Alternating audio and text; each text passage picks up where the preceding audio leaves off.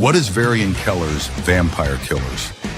The first comic in the Venus Orion Comics universe takes us to Neodelphia, a dystopian city under constant surveillance by the Guardian Protocol. Beneath the surface, a hidden war brews between three deadly factions: Echelon, the Church of Elohim, and the vampire society known as the Obscurum Order. When the Draben brothers lose loved ones to a vampire known as the Flamebringer, they join forces with Varian Keller, a seasoned vampire hunter, to become night hunters and fight back.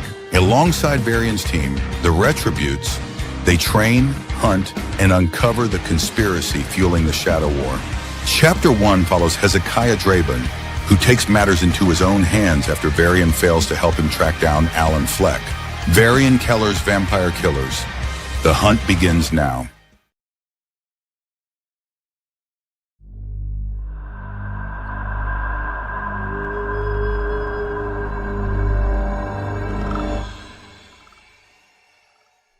Hey, Wrath. I was able to pinpoint Jasmine Mitchell's location. Remember the pain, and remember the suffering. What do you mean they're coming after me? I don't get it. How did they find out? Everyone around you will pay the ultimate price. I think someone just walked into my apartment. Jasmine, get the hell out of there right now. What are you? Damn it, kid, I'm on my way. High-grade silver nitrate bullets. Something your kind doesn't take lightly. Well, am I right? Vampire? What is going Kid, on did here? you forget? The party was canceled to avoid a potential police raid. Your friend should already know that. No fucking way.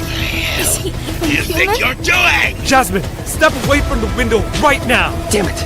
Looks like the police are headed in your direction. No! Wait! Jasmine! Only then will you become the man I remember. Hezekiah Draben.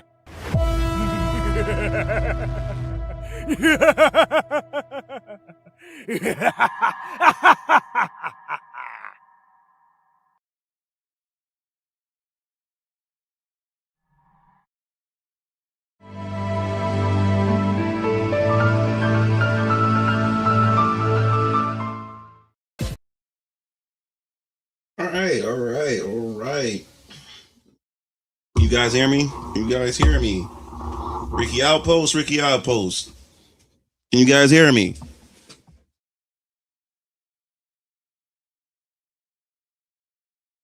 Checking some things here. Give me a second.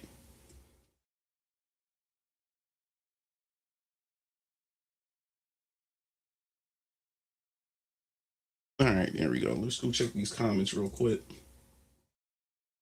Derpy, what's up, Alpha? What's up, Valerian? What's up, Gino? Yup. Tavon, Talcoon, Calvin. Cool. What I think about Captain Durag? I haven't really like read up on it. I saw like the controversy around it, Black History Month. But is it a black woman who came up with Captain Durag? And this is the thing I'm talking about. And this is another thing that I'm talking about. When it if you haven't been following discourse on my feed on Twitter or whatever like that. The thing about comic books and manga and stuff like that, when you're a creator, you can do what the hell you want. If there's a particular style that you like and things like that, go for it. And what upsets me is because I made a post. Let me go grab it real quick. Get into it. So let me go here. Go with this one. Yeah, so there was a lot of controversy going on my feed in regards to Venus Orion comics and my black characters. You got some people who disagree with how my characters are depicted as far as blackness is concerned. You know, we went through this. We went through this before. It's the same old story that my characters aren't black enough or they're not black at all. Despite me as the author and creator of these characters say that they are black, I got a certain group of people that telling me no, they're not. When I'm the when I'm the creator, they're like when I'm the fucking creator of these damn characters, like they're telling me that they're not black. So of course, yeah. So the thing about this whole situation, as far as like creativity and comics and stuff like that, and I'm glad you brought up the Captain Durag situation and stuff. Now, like what the thing that really gets me is that when it comes to me and media and stuff and representation is not really a big thing like with me. Like if I like a character, I like a character. If the character happens to be black, that's a plus, that's a bonus. That's fucking awesome. You know what I'm saying? But it's not a requirement for me to be able to enjoy, said content and stuff like that. But I also noticed that when it comes to creators or like black creators, when we finally have the opportunity to create things, you can create what you want, but it's always when oftentimes I see a lot of black creators just create caricatures of black characters for representation, or they create characters that's your typical stereotypes. You know what I'm saying? Now you have the opportunity to actually create something awesome, and you just revert to stereotypes or caricatures of what black people are and stuff like that. So a lot of people have like a narrow, like black creators have like a narrow view of what black people are. We're not a monolith. Like we come in various shapes and sizes, looks, with our appearances, how we talk, our politics, our religion, all kinds of other things. But I noticed that we tend to just stereotype or create caricatures of what black people are, but then get offended when others like Japanese anime, or they feel as though that white people's not depicting them right, but they turn around and then do the exact same thing. You know what I'm saying? Like the reason why I couldn't get into like a lot of, at times black stories and stuff like that, because it's always about, it's always about the hood. You know what I'm saying? And the thing is, I'm not saying that there's no black creators out there that create things that's different and stuff. But every time we do have our black creators and stuff, it's always the hood. It's always racism. It's always black struggle. It's always these things that we see out in the real world. And now when it comes to our fantasy to escape reality, we bring reality into our fantasies and stuff like that. That's why I could never get into, certain black media, not all black media, certain black media and everything. So as I said before, when it came to anime or whatever like that, anime had just like took over the rest of my life, like from preteens, all up into adulthood. So I like anime. I love anime style. It's just I love the style. I love how how exaggerated, you get what I'm saying, and how unique these styles are and stuff like that. And it always appealed to me. So when I started Venus Orion Comics, there's a lot of people when I introduced Venus Orion Comics, people assumed that I was going to go the Western comic approach, which I grew up with Marvel, DC, you know what I'm saying? And I love Western comics, especially back then in Western cartoons. But as I said before, after I got introduced to Ninja Scroll, Akira, Ghost in the Shell, Dragon Ball Z, and all these other types of animes growing up, Fatal Fury, Street Fighter 2 animated movie and stuff like that. I just love the art style. I love how the characters are drawn and stuff. I just think they're dope and stuff like that. So when I announced Venus Orion Comics and I went with the anime style, people was like, oh, wow, I wasn't expecting you to go that approach. Yeah, because I like the style. But there's a group of black people that feel as though that if someone like me, which I've been going through on Twitter and stuff like that, that because I have chosen my characters to have more on a Eastern or anime approach, me as a black person, I have self-hate for myself. You know what I'm saying? Like they're telling me that I'm chasing, Asian acceptance and stuff like that. And I'm like, where the fuck does this come from? Where the fuck does this thinking come from? No, I just like the style. That's all. There's nothing else deep into this. This is not self-hate. This is not me chasing Asian acceptance. There's none of that. I like the art style. I was looking for an artist, and I went on Fiverr looking for styles that stick, that I like the most. And Jessica's style stood out, and I chose her. And we've been working together since 2020. We've been working together for 6 years. She does all my artwork and everything for my world, for my characters and everything. And I enjoy it. But for some strange reason, what cracks me up is I have Black people telling me that my characters aren't Black. They're telling me that I am the creator. I am the creator. I am the creator of these characters, but yet they're telling me that my characters aren't Black. But then they'll turn around, right? They'll turn around, and this is what I'm talking about right here, which boggles my mind. They'll tell me right here that Yurichi is Black. They'll tell me Yurichi, she's a Black woman. They would tell me that she's a Black woman, but then turn around and tell me that Hezekiah, Varian, Caleb, and Isaiah aren't Black. And I gave them biblical names for a reason. And that's why you got to follow the story and stuff. But Hezekiah, Caleb, and Isaiah has biblical names for a reason. But Yurichi is Black, but Hezekiah, Caleb, Varian, and them, they aren't Black. Can somebody tell me, can somebody make that make sense to me? Yeah, after hearing that for 30 seconds, that always gotta be a Black exploitation. He said they want Venus Ryan Comics to be the next Milestone Comics. Same time aiming for seinen manga anime style. Mugalore, I'm a Black brother. That's the stupidest thing I've ever heard in my 40 years living. I never heard something so stupid. That makes no sense. It's not even in Japanese or take place in Japan. Like I said, can't say I was surprised you went and saw your video game head. Yes, exactly. It said that's why I stay off social media these days. Yeah, they not only call Piccolo Black, they also call Knuckles Black. Knuckles is Black. You know what I'm saying? Like, so these people didn't watch the Boondocks. It said anime styles very unique to me growing up. So it became the default style for me. Yeah, exactly. Even Snoop Dogg's blue carpet treatment DVD. So these niggas are fake fans, I guarantee. Yeah, so they're telling me Yurichi is Black, but they're telling me that Hezekiah and them is not Black. I said like it's the inconsistency that's boggling my mind.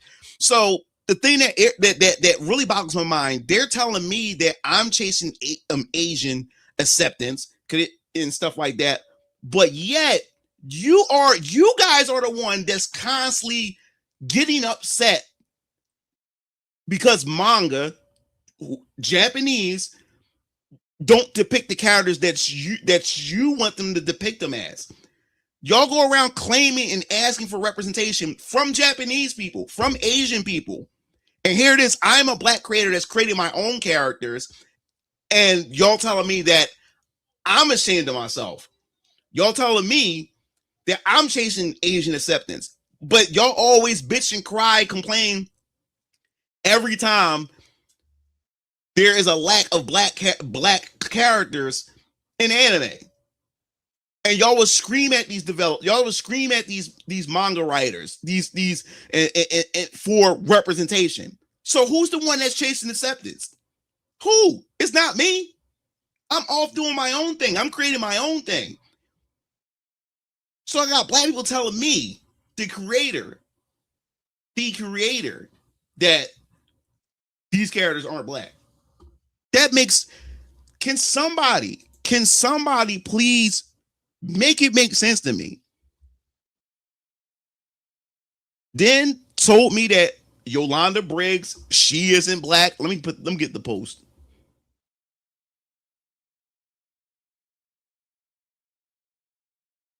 There's nothing about this depiction that denotes blackness, in my opinion. She could easily be Hindu, Indian, this, that, and the third.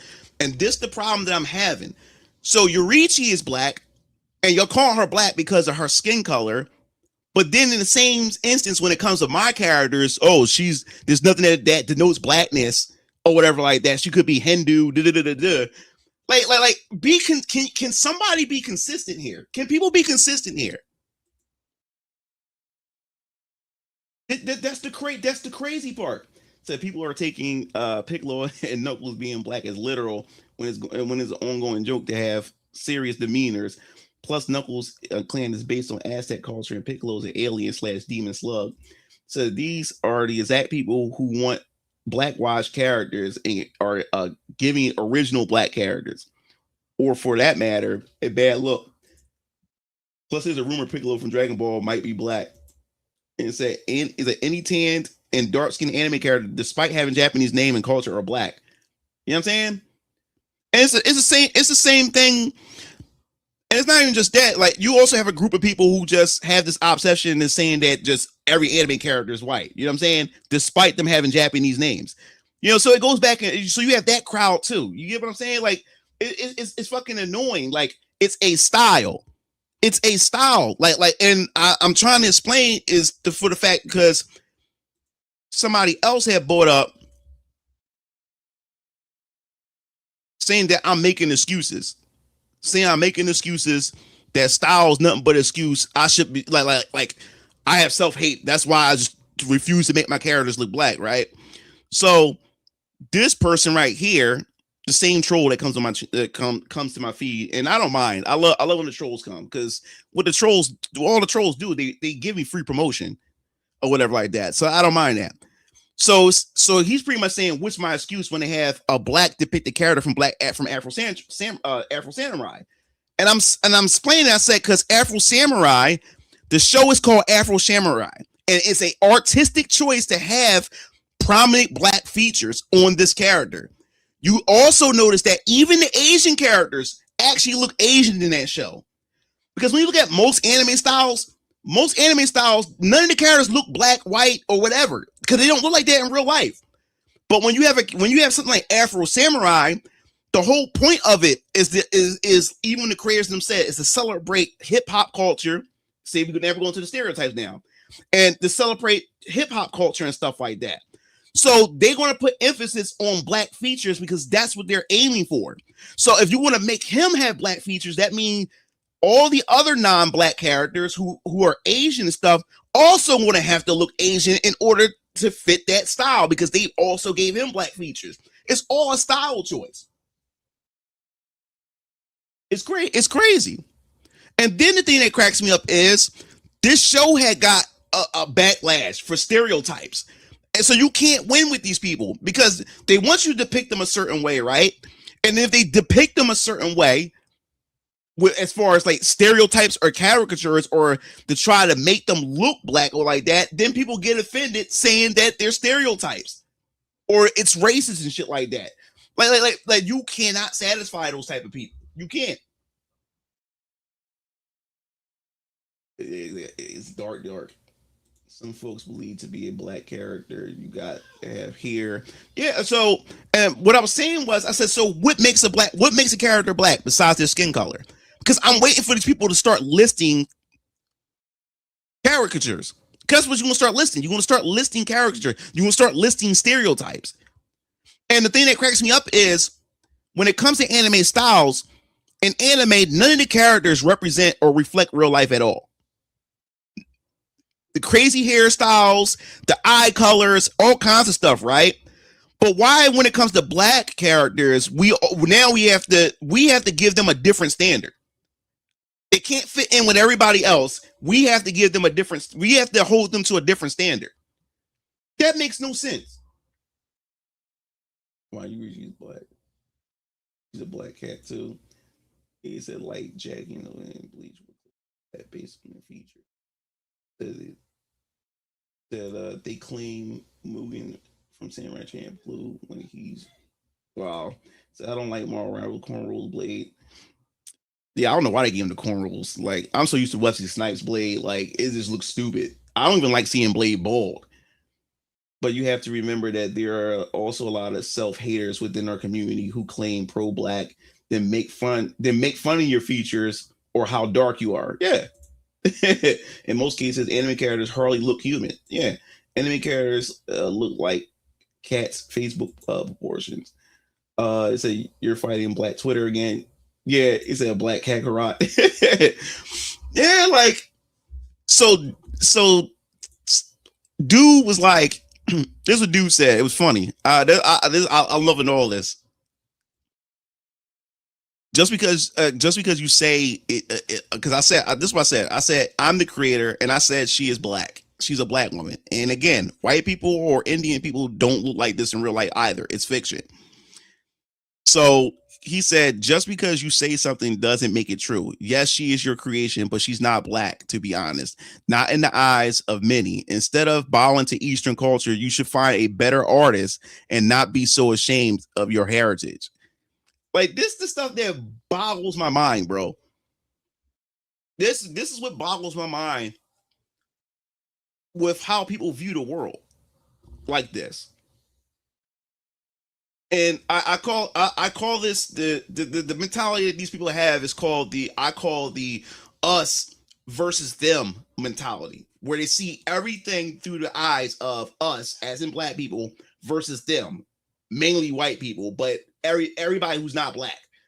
So they make their decisions, they walk around life, they make their decisions based on us versus them. So that's why they got white people or non-black people living rent free in their heads, and then they try to project that onto you. When I'm just going about my day, you know what I'm saying? I'm going about my fucking day, but they got to project their insecurities. They got to project everything onto me.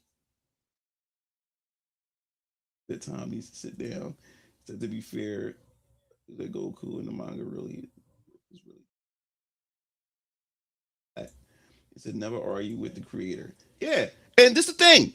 These are the same people who would say respect their creators, decisions or their vision, and they fight for their creator and stuff. But then when it comes to me, I'm a creator who happens to be a black man. You telling me I'm wrong with my own creations. But yet y'all out and y'all talking about me saying that I'm seeking acceptance of Asian culture. But yet y'all out here defending them and wanting to preserve their creations, and they're Asian, but I'm a creator who's happened to be black, and y'all fighting against me. Make it make sense. Make it make sense. This does not make any sense. Well, oh yeah, very insulting to my artists. Here you got to start having your artists draw in hieroglyphs so they can accept them as black. He said he did for a while. They said she looked like Janet Jackson. They forgot Jago was her brother. Success is success. I hate it when white people make black people National Geographic levels of black. Mugalore is the stuff that pisses me off. People just cannot accept the source material no more. Yeah, like it's just crazy. Make black character. It's not black enough. I didn't ask you a goddamn thing. So they probably just low-key haters, to be honest. Yeah, it's hater. Because like y'all, like, where's that energy at? You know what I'm saying? For the other stuff. Like now all of a sudden, like it's inconsistent when it comes to me. You know what I'm saying? So that's yeah, you can't win. You honestly can't win. So how far can you push Afrocentric features before people say it's offensive? Yeah, like you can't say it. You can't argue with these people, man. You really can't. You know what I'm saying? But I just found it a funny discussion to be had. He said, I honestly thought it was supposed to be Mexican, but in the end, I don't really care. This, that, and the other. Yeah, and people can think what they want, and that's fine. But once the creator says this is what it is what it is. You know what I'm saying? So but then the creator, then people will try to tell the creator that's not true. Like what? You know what I'm saying? So yeah, man, that it is crazy. And then I gave her Yolanda because most black women I know have the name Yolanda. So I'm not sure if you guys know that. There's a lot of Yolandas that are black that I know. So that's why I gave her the name Yolanda Briggs. Because most black women I know personally have the name Yolanda. He said Balrog from Street Fighter, obviously, because he looked like Mike Tyson and now 50 Cent. The creator has the final. Yes, yeah. Like I have the final say. Like it is what it is. Like other than that, then you can have, if you want to have your own head canon, that's fine. I can't stop you from doing that. If you feel as though that the character is not black and you want to have your own fan fiction or head canon about a particular character or whatever like that, then go ahead. But officially, this character is black. You know what I'm saying? Like that's it. Yeah, how many Indian women are named Yolanda? Exactly. Like her name is Yolanda. I only know black women whose name Yolanda. I never met a Mexican Yolanda. I never met an Asian Yolanda. It's always black women I met who has the name Yolanda. So I named her Yolanda Briggs. And I think Yolanda I like the name Yolanda. I think it's a beautiful name. I think it's a sexy name. And I know how names sound sexy, but I like the name Yolanda. What's up, Raku? What's going on? Yo, what's up, Grant? From Angola. Yeah, I've been saying, have you gotten picture shit fan art yet? Oh, not yet. I got people made hentai art so far of my characters, but I ain't get to that point yet. Fix my art. I didn't get to that yet. I do got fan art. I got a collection actually that people sent me and stuff, and I got a lot of hentai stuff that people sent me of my characters. So but yeah, man, yeah, it's great. It's crazy. It boggles my mind. Like we 2026 we still in this conversation because like I said, I'm always guaranteed that every time I go to a convention for Venus and Ryan Comics and to sell some books, promote and stuff like that, I always get a black creator. It's always guaranteed. I either get like the maximum I ever get is like 3 black creators that always come to me and would talk to me. They would circle around the table, they would walk past the table, and they get captured by it. Because they would tell me that my artwork is amazing. But they always get me with the but brother, like, come here for a second, man. Like, this is some great shit right here, man. This artwork, what you got here is phenomenal. But let me ask you a question. Come on, brother. Why do you look like that? I might look like what? Explain to me. You know, why do you look like the way you look like? I'll say, I don't understand. Like, can you elaborate? What do you mean by that? They don't look like us. Like, what do you mean they don't look like us? Like, they're black. Hezekiah is black. Varion is black. Caleb, Isaiah is black. Like, what more? What more do you want? Whatever like that. He said, no, they don't look like us. And he's pointing at his face, his nose and stuff like that, and everything like that. Black features and everything like that. I said, this is an art style. This is the artistic style that I wanted to go with and stuff like that. And he said, I'm just saying, brother, no offense or anything like that. I'm just saying that, there's you understand how much more money you could be making, if you can, if you create your characters to represent us. You don't know how many black children would love stuff like this. You'll be just money to be flying off the table.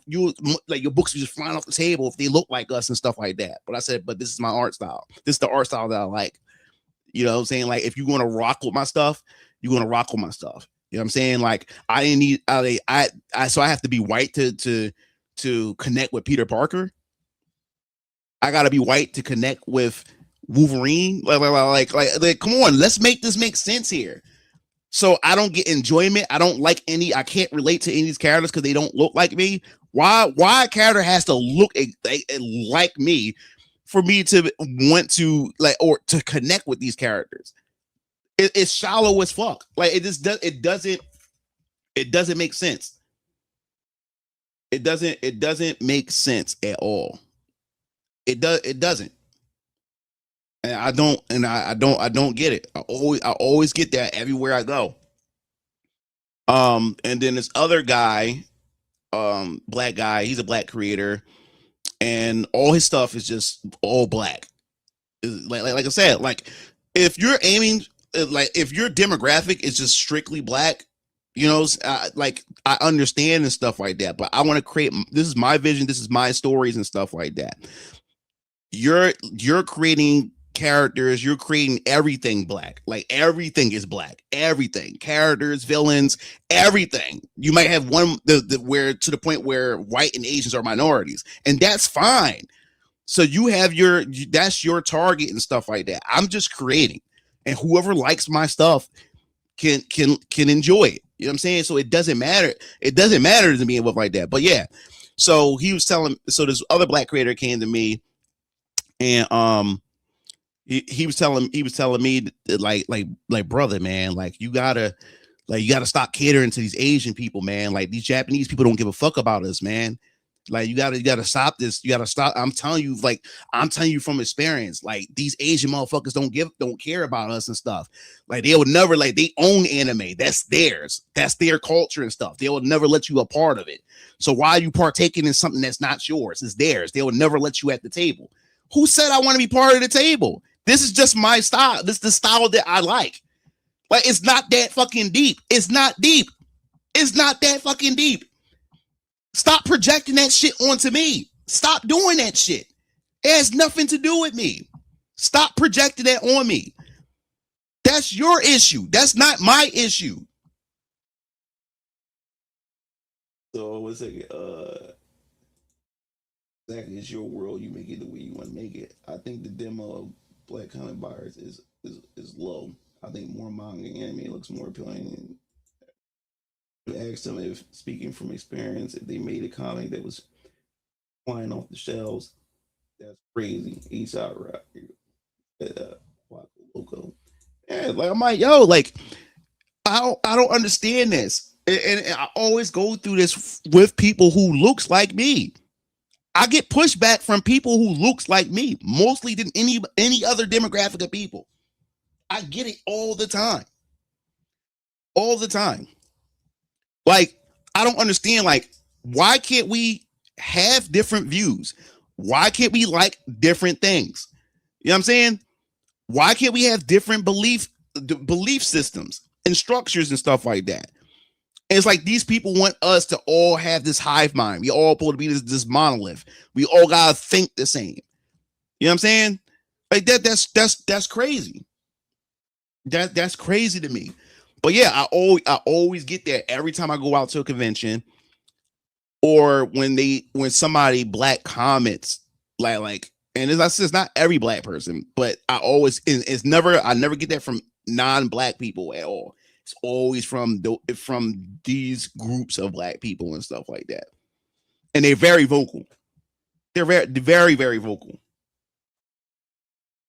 That manga sells better than comics. Anime is more popular than cartoons, so using the style makes sense. And the thing is, I don't even think about that either, about what sells. I grew up with it. I love the style. I just love how anime looks. That's it. It doesn't go beyond that. But it's people that project their beliefs onto me. Oh, you only doing this because you're self-hating and stuff like that. Or and like I said, don't let me get into like a back and forth with these people on social media. Then the first thing they start attacking is my hair. You know, they'll come up to me, they'll say to me, like, bro, the Europeans got you fucked up. Like my bro got his hair all straight and everything like that. Like, what is wrong with y'all guys? Like, what's wrong with y'all? Like, what the fuck is wrong with y'all? It's mind-boggling. And the thing is, I'm not even upset. I'm more so trying to make sense.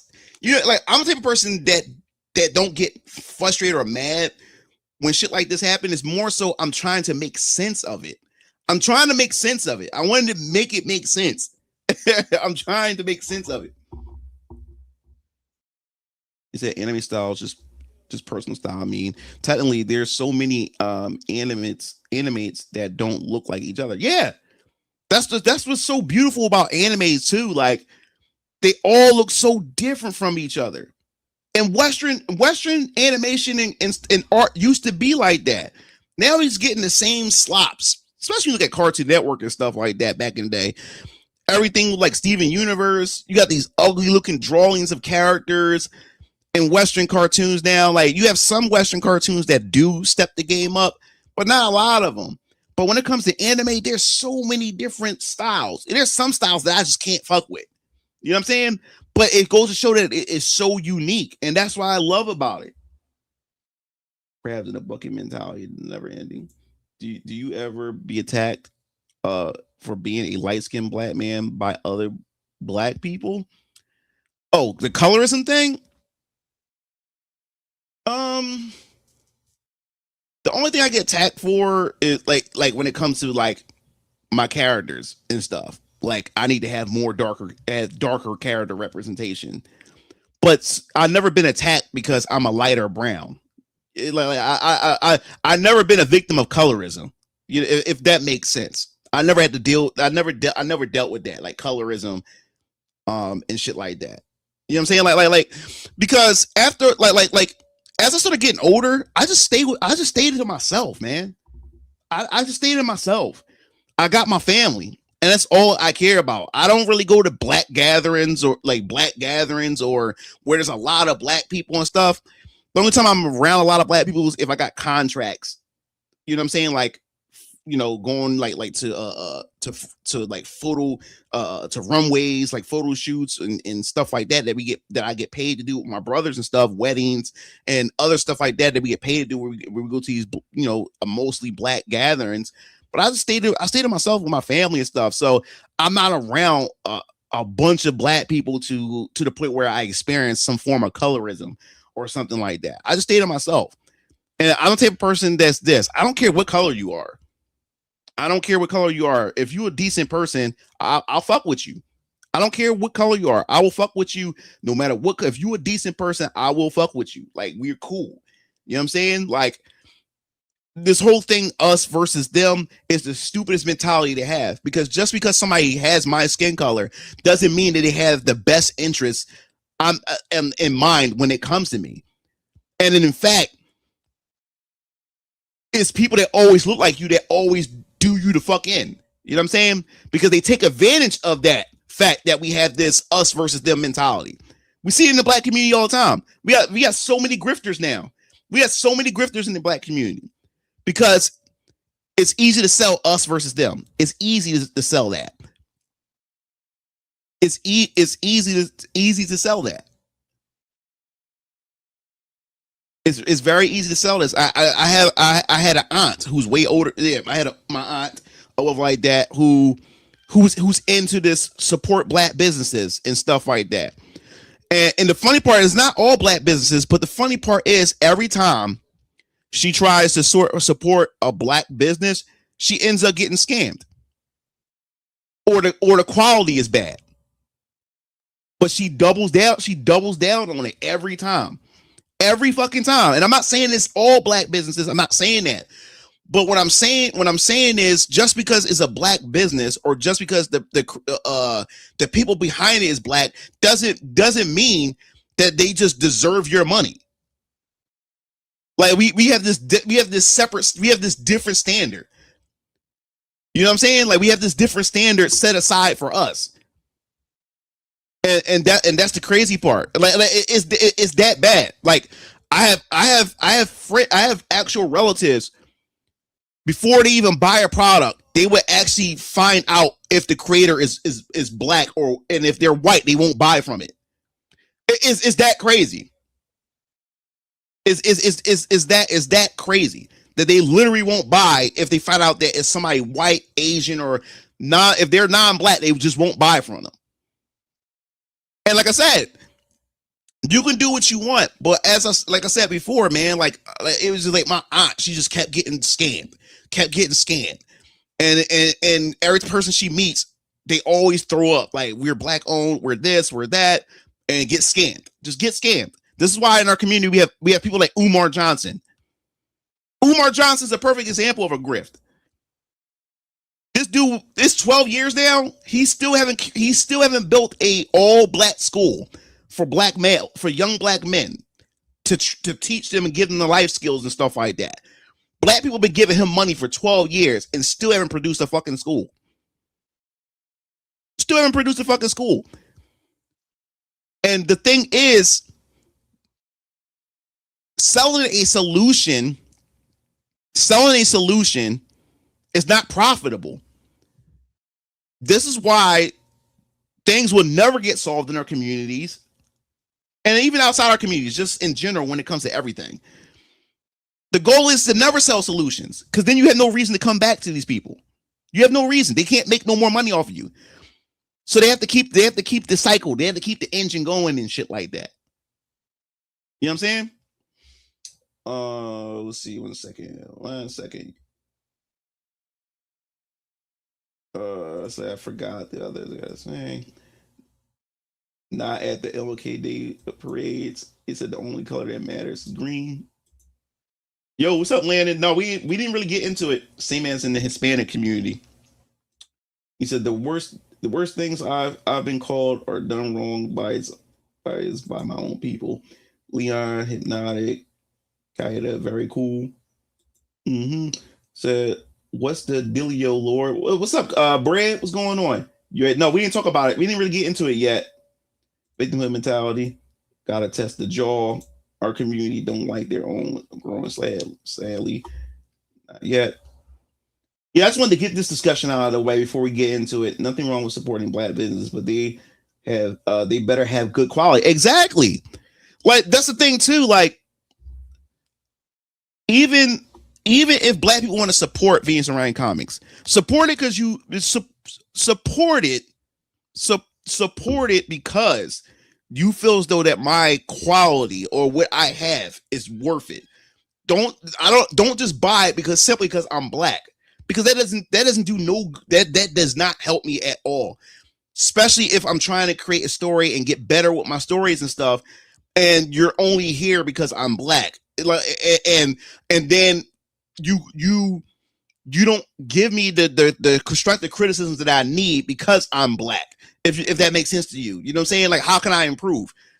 If you're protecting me and you're shielding me from criticism from the outside. And that's another thing too. A Black person can be a piece of shit, or the product can be a piece of shit. But Black people would defend it if a white person or non-Black people start criticizing it. Then Black people feel as though they have to defend shit. You know what I'm saying? So I don't even want Black people doing that to me. If I'm getting criticism, I don't want people defending me because, oh, this brother's doing this thing and this, that, and the third. Like, yes, I want the constructive criticism. I want to get better and stuff. So it doesn't do me any good if you're only supporting me because I'm Black and not because the quality of my work. You know what I'm saying? That does me no good at all, because if my shit sucks, and I'm not getting that feedback that it sucks or it needs some type of work, then I'm gonna just keep producing shit. You know what I'm saying? So that's the thing about that. Have my daughter ever faced racism or colorism? Yeah, my daughter's biracial. So my daughter, now that she's older, she accepts that she's biracial. She accepts it, because a long time ago, growing up, because my daughter, she's Black and Macedonian, so she's Black and she's half Black, half white. But growing up, she identifies as Black because she grew up around nothing but Black people, so she sees herself as Black, and you can't blame that child for that, because that's all she wakes up to. She's around her uncles, she's around her dad, she's around her grandparents, she's around her uncles and stuff.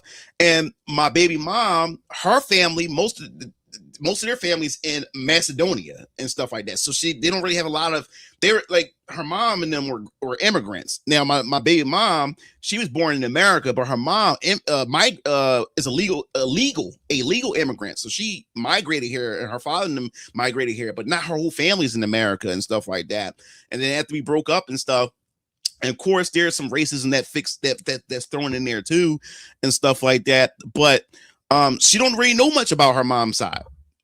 You know, every once in a while she'll a cousin from Macedonia or a cousin from way out somewhere in the States on her mom's side finds out about my daughter, and they contact her and want to get to know her and stuff like that, because they didn't know that they had a cousin, you know, a biracial cousin and stuff like that. So they reach out and want to get to know her and stuff.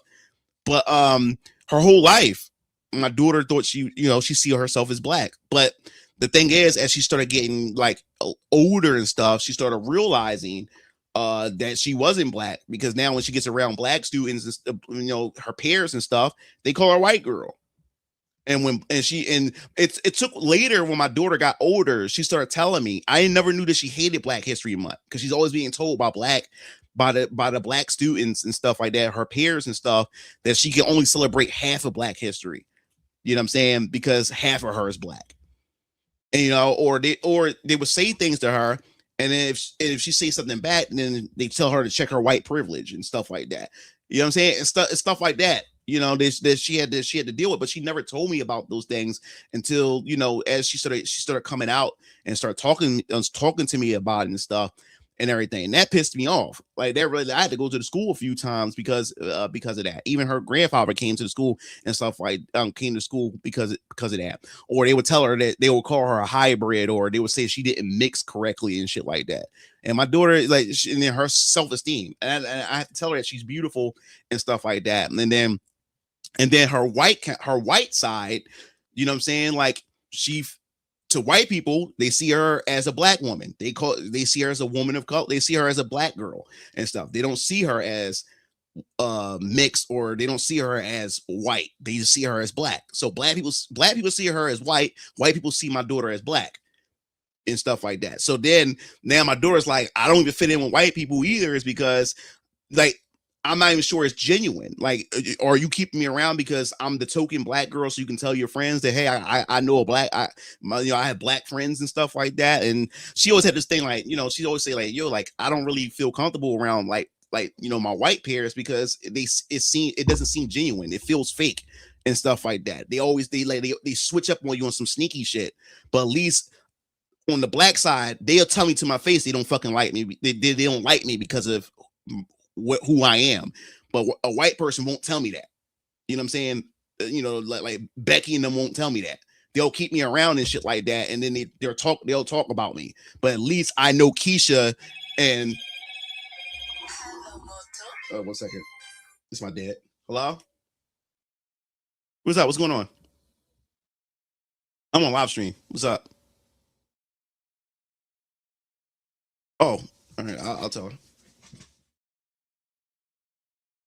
Angelia, get the doors. Pop.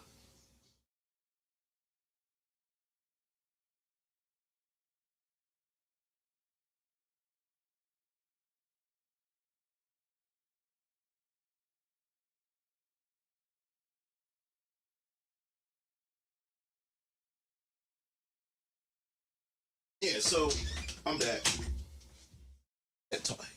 Get my daughter real quick. Yeah, so that's the thing about that. Like, so my daughter, she don't like she has a couple of white friends or whatever like that. Not a lot of them. What was that little girl name? Was it Miranda? I can't remember that white girl name. I used to take her around there, and they were nice or whatever like that. But that's the only like real like white friend that she really had. But a lot of the white girls she don't hang around or whatever like that. But yeah, so that's what she was at that time. That's what she was going through, and that's when her friends. After that, her friends started becoming more. Most of her friends were biracial. After that. She just started hanging around with other mixed kids because they were getting bullied. Because one of the girls that she hung with was half Indian, half black. You got another one that's half Chinese, half white. And stuff like that. So she started just hanging, and she just started hanging with them because, especially at school at the time, at the private school that I sent her to, that I was paying a lot of fucking money for. She would only for a moment. She was only hanging out with them or whatever like that, because they was all experiencing the same thing where they just don't fit in anywhere.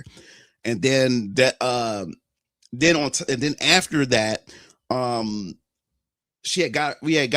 me and her papa got her a summer job like 2 years ago, and it was like an all Asian. It was mostly Asian, and there is upsides to this for her. Is because we took our daughter to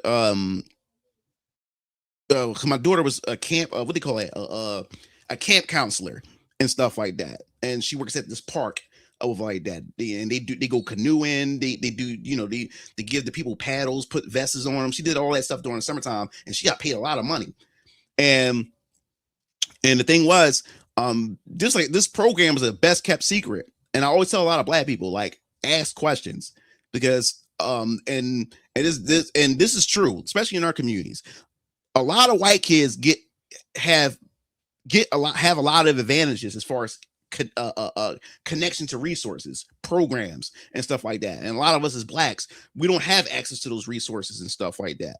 You know what I'm saying? So my dad and us, we saw this white dude out there. It was all these Asian kids. We see all these kids with canoes and, you know, rock climbing and all that type of stuff. So we went over there and we asked and stuff, and I had my daughter with us, and that white man saw my daughter. His eyes got big. Said, yeah, bring her on, and stuff like that. And because he saw her, and like I said, there's ups and downs to this. He saw her. She was a woman he saw a girl of color. That's what he saw. And they did not have one black person in that program. It was mostly Asian and some white in there, but because the area is predominantly Asian, so it's mostly Asian. But the guy who runs it is a white dude whose wife is Asian or whatever like that. But when he saw my daughter, his eyes got big. He was like, "Oh yeah, you can bring her in and stuff like that." And so my daughter told me the experience. So now my daughter is in the program now. She gets in the program, and these white people are like, they thought they hit the jackpot when they saw my daughter, because now. And my daughter would tell me they was like showing her off, because like you know, we have these we have these programs and stuff like that. We have she's a woman she's a young lady of color, and this, that, and the other. Like my daughter was like this, like to them, like a trophy and stuff, that she was a black girl, because they had no black people in this program, so they was happy to have her and stuff. So that's why. So there is ups and downs to this and stuff. Even when it comes to that's what I'm saying. Like even with DEI, I guess you can call that DEI if you want to call it or whatever. But they were happy to have her or whatever like that, so they can be able to show her off and stuff like that. But guess what? I did not complain about that, because my daughter had got to have some of the best experiences and stuff like that, and made a lot of money and everything in that program and stuff like that. But yes, even while there, those white people there didn't see her as mixed. They didn't see her as white. They saw her as a girl of color. That's what they saw her as. That's what they saw her as. Yo, what's up? Nellen? What's going on? He said one of the reasons why I can't buy your comics for now is because I couldn't afford it at the time. Dude, you do not have to explain. You do not have to explain. Like you do not. My comics are going to be here for a long time. They're going to be here for a long time. You do not have to explain that to me. Do you think grifting race with your comic will sell more? Do you think grifting race with your comics will sell more comics? If I'm selling to black people, if I'm selling like to blurs, black nerds, if I'm selling to blurs, that's like pro black. Yeah, if I was to if I wanted to grift, you know, like blackness and stuff like that, Venus and Ryan Comics would make a lot of money if I was just to grift it solely on just black alone, or whatever like that. But that's not me. You either want to fuck with my stuff or not. I don't have to sell, like, it's evidently my characters are black. You see my characters are black. I don't have to announce that they're black and stuff like that. You see it with your own eyes and stuff like that. And even if you're curious and don't know, you can ask me or whatever like that, and I will give you a fucking answer. Yeah, they're black and stuff like that. You know what I'm saying? Like, and the crazy thing about it is too, they was talk all this shit about me. You know that I don't have enough black characters, and you know, and I would tell them, I was like, dude, like the first comic series VK. It's launched. It launches my universe, and the main characters are black.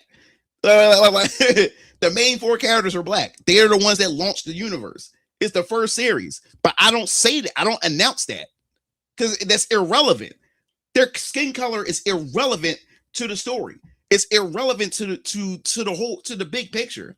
So that's why I don't advertise it. Hey, my first black comic or my first black, I don't advertise that because that's not important. You see with your eyes. Like, you see it with your eyes. Like, I don't have to announce that. So if I want to make a lot of money, I would have to just target black people, like these blurs, like these pro blacks, just target them. Just target them. Fuck everybody else. Just target them, and I'll make a lot of money. But I'm not going to grift like that. Like, why would I do that? That's not me. He would get a boost at first, but then drop off. That's what happened in Black Sands, and even Kevin Hart bought it and still haven't made anything. Yeah, and that's and it's sad to say. It's sad to say black people don't like. I'm not saying all black people, but what I'm saying is, majority of black people, they don't support shit. They'll talk the big game first, and that's the problem I also have when it comes to my people. They always talk about black excellence. They talk about black this, black that. But when it's time to actually test that, they're full of shit. They're full of shit. They're full of shit. You got some that actually walk the walk, but a majority of them just full of shit.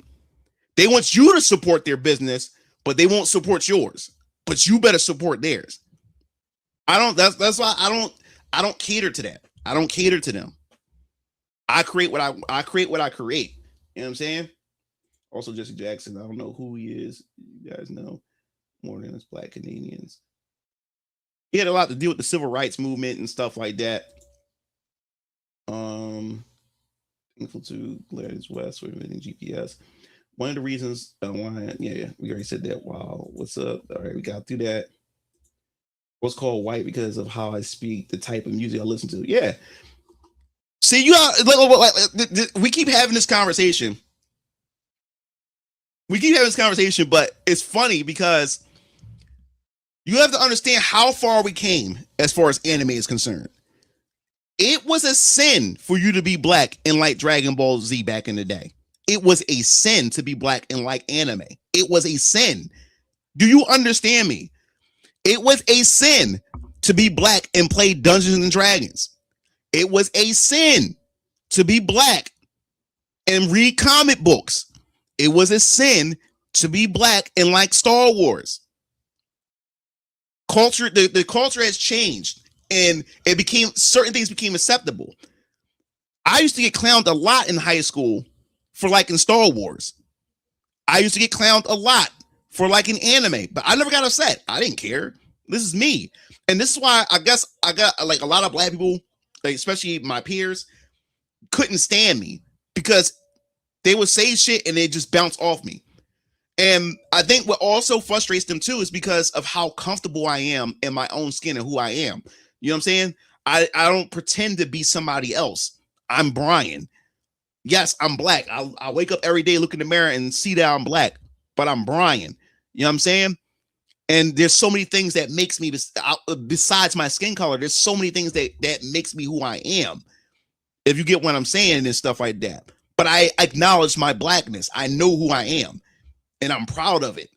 I'm proud of being in my skin. So that's what a lot of black people if my peers never understood that. And they used to get mad. They would it was on some hating shit. They would look at me a certain way because it didn't bother me that I enjoy the things that I enjoy. Okay, yeah, I like anime. Okay, yeah, I like Star Wars. So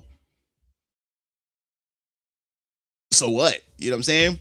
But one thing they wouldn't do, they wouldn't put their hands on me because they knew I can fight. So that's all they can do is clown me. They never put their hands on me. That's one thing they would never do. They would never bully me physically because they knew I'll fight back. So they would just clown me at a distance. They just knew not to try me physically. So that's why I didn't care or whatever like that. And that's why when it came to black girls and stuff like that, even though I like there's a lot of girls I can just name off the list that I liked, I even asked out and got rejected because they even said that they used to call me like an Oreo or I'm a white guy in a black man's body and stuff like that. You know what I'm saying? Because I didn't fit a certain image of what they believe a black man should be as far as how he looks. And you know, I'm in high school, it's the early 2000s. You know, the rap culture is even more influential. Being a hustler, being a gangster, all that type of stuff. I was none of those things. You know what I'm saying? So I didn't fit that. And I guess what? I didn't get upset at that. I was like, all right, whatever. You know what I'm saying? It wasn't until I got to college. So when I got to college, that's when the options opened up. And it wasn't me seeking options. The options was coming to me. So when I got to college, it wasn't black girls approaching me. It was Asian girls approaching me. It was, but the mostly that was approaching me the most was white girls. It was mostly white girls approaching me. It was mostly white girls approaching me. Once I got to college, I realized, like, wait a minute, I don't just have to just date black girls. I don't just have to date them. When I started seeing that I have other options out there, I'm like, what the fuck? You know what I'm saying? So, but then the moment a black chick or black people see a white woman cuffed in my arms, then all of a sudden I'm black, or now they consider me black, and I'm betraying my people all of a sudden. I'm a sellout.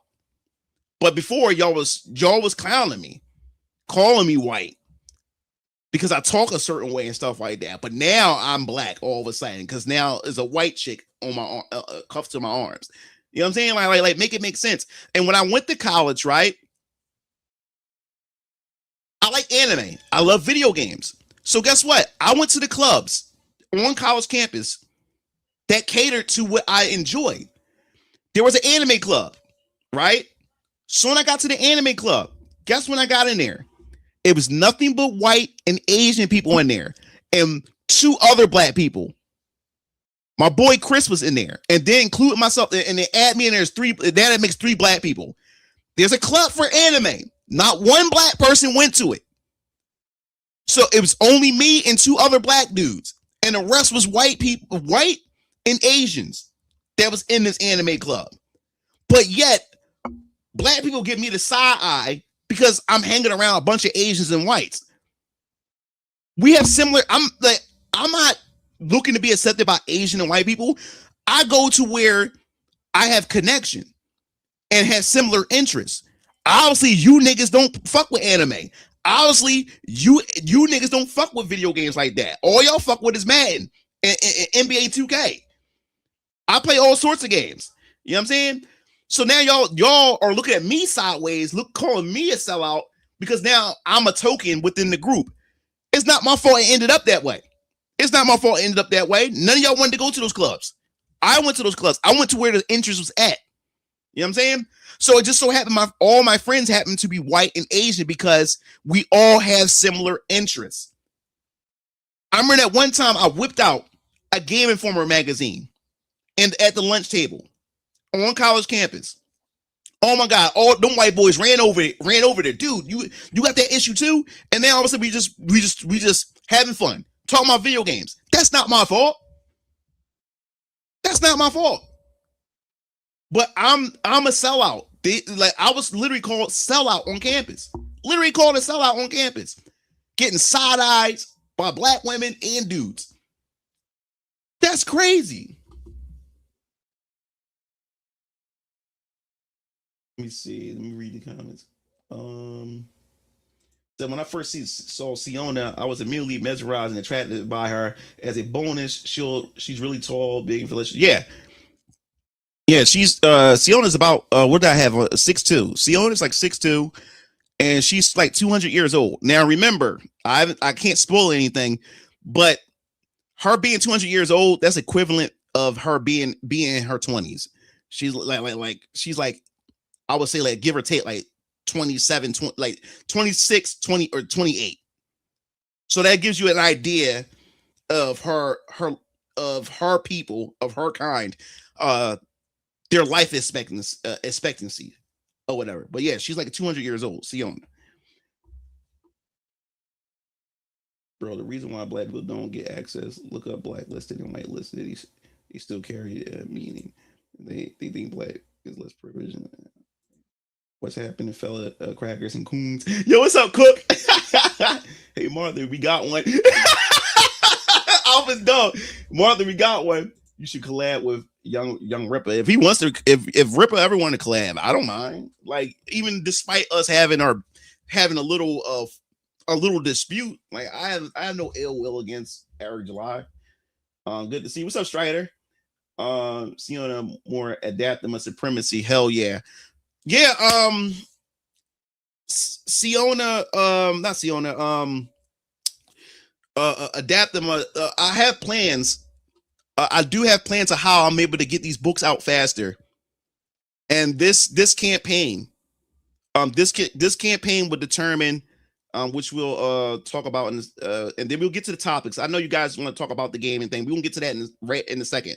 We'll get to that in a second. After I talk about this Venus Orion comic stuff for a second, and then we'll get to that. I got you guys.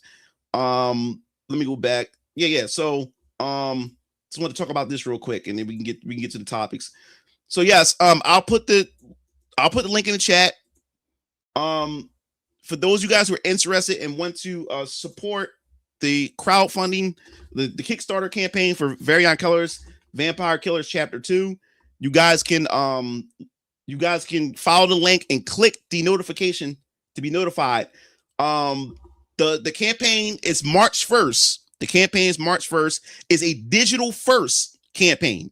This is to help fund the book. It's 62 pages. It's a lot of shit. After I did the math, after the first campaign, I learned a lot. It humbled me. So yes, I will be having my books crowdfunded, and going this path will allow me to get these books out faster. It'll allow me to get the books done faster and put out more books, so you'll be able to see Alter Squad X, you'll be able to see Siona and stuff like that. Because like I said, my scripts are already done. So if by doing this pattern and going this route, by the time y'all get the book in your hand, I can be able to whip out I can be able to start up chapter 3's campaign.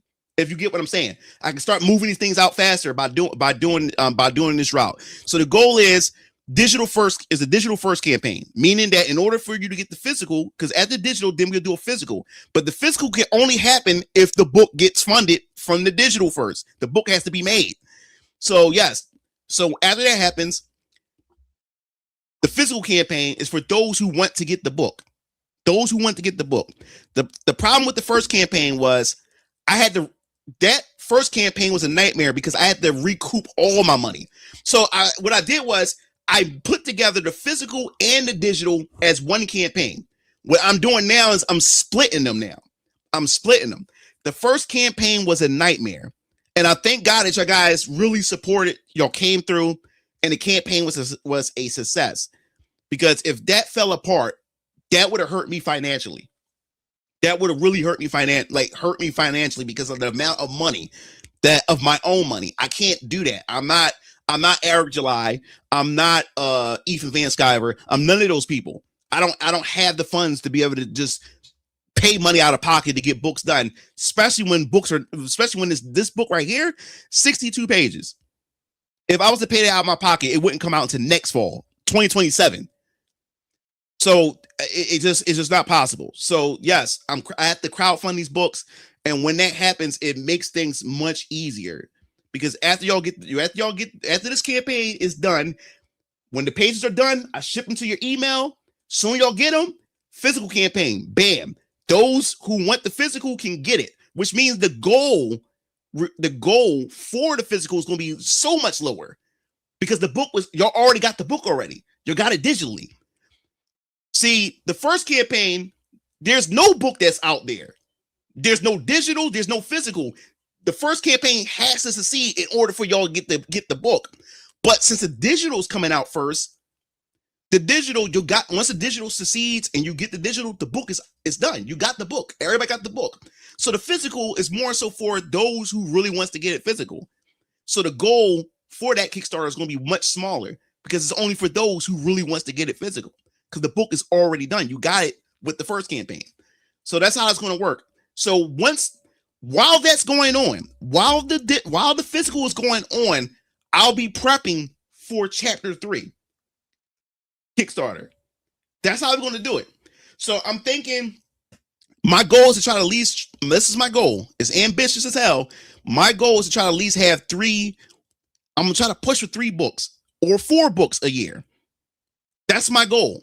But as I said, as I start, putting out these campaigns or what like that in this format, I'll start seeing more of a return. And as I see that return, I reinvest back in. And that's how I'm allowing me to get these books out faster. So I'm thinking this is what I'm thinking. Don't quote me on it. I'm thinking by the time I get to chapter 5 or 4, by the time I get to chapter 5 or 4, then Alter Squad X chapter 1 will come out. Then I would do VK chapter 6 and then Siona chapter 1. And then back to Alter Squad X chapter 2 and so forth and so on. And just do it like that. But yes, hit the link. And if you're interested, definitely support the campaign.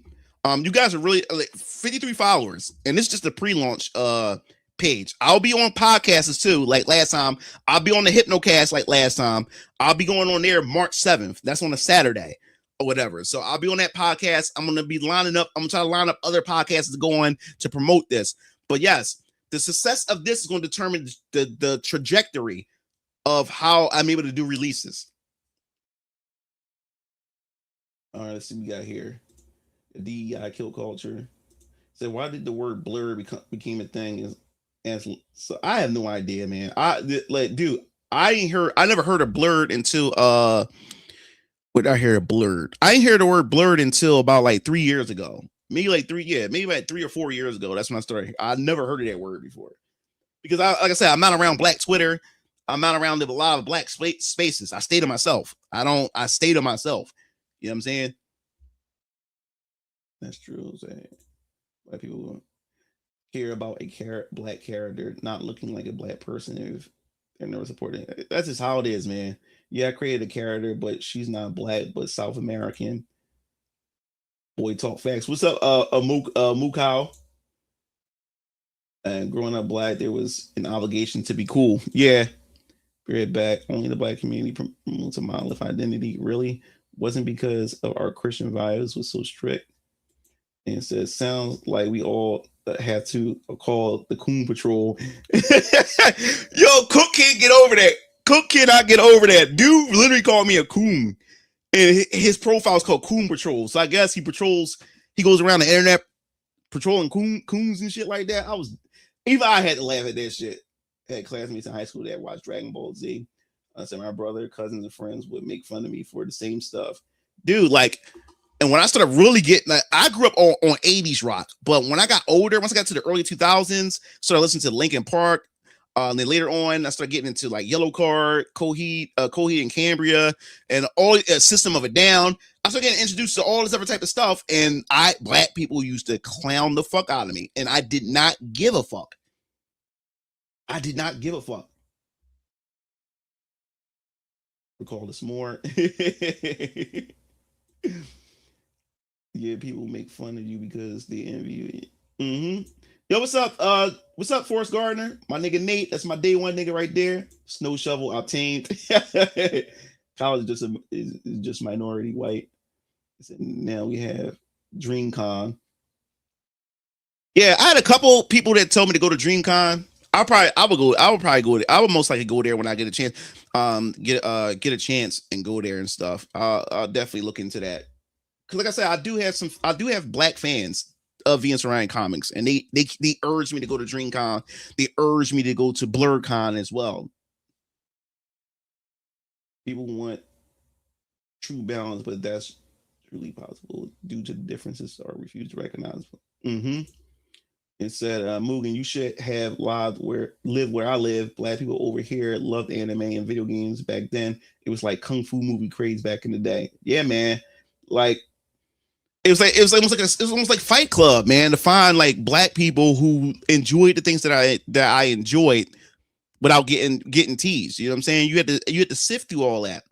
But man, once I got to college, bro, the doors open. The doors was open, man.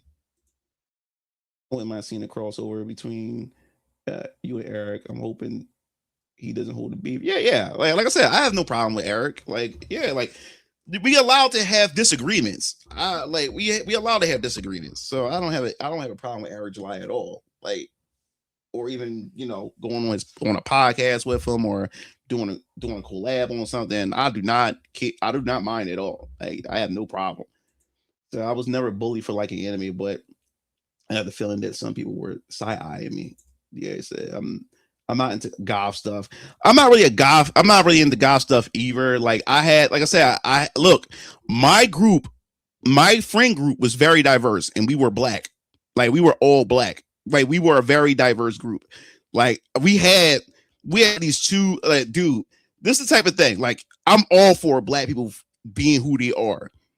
But dude, like don't make yourself a target and then drag us into it. Cause like I said, we had these 3 like weird black dudes in our group. Everybody else got fitteds, jerseys on, baggy jeans and stuff. And we had these 3 other niggas that was with us.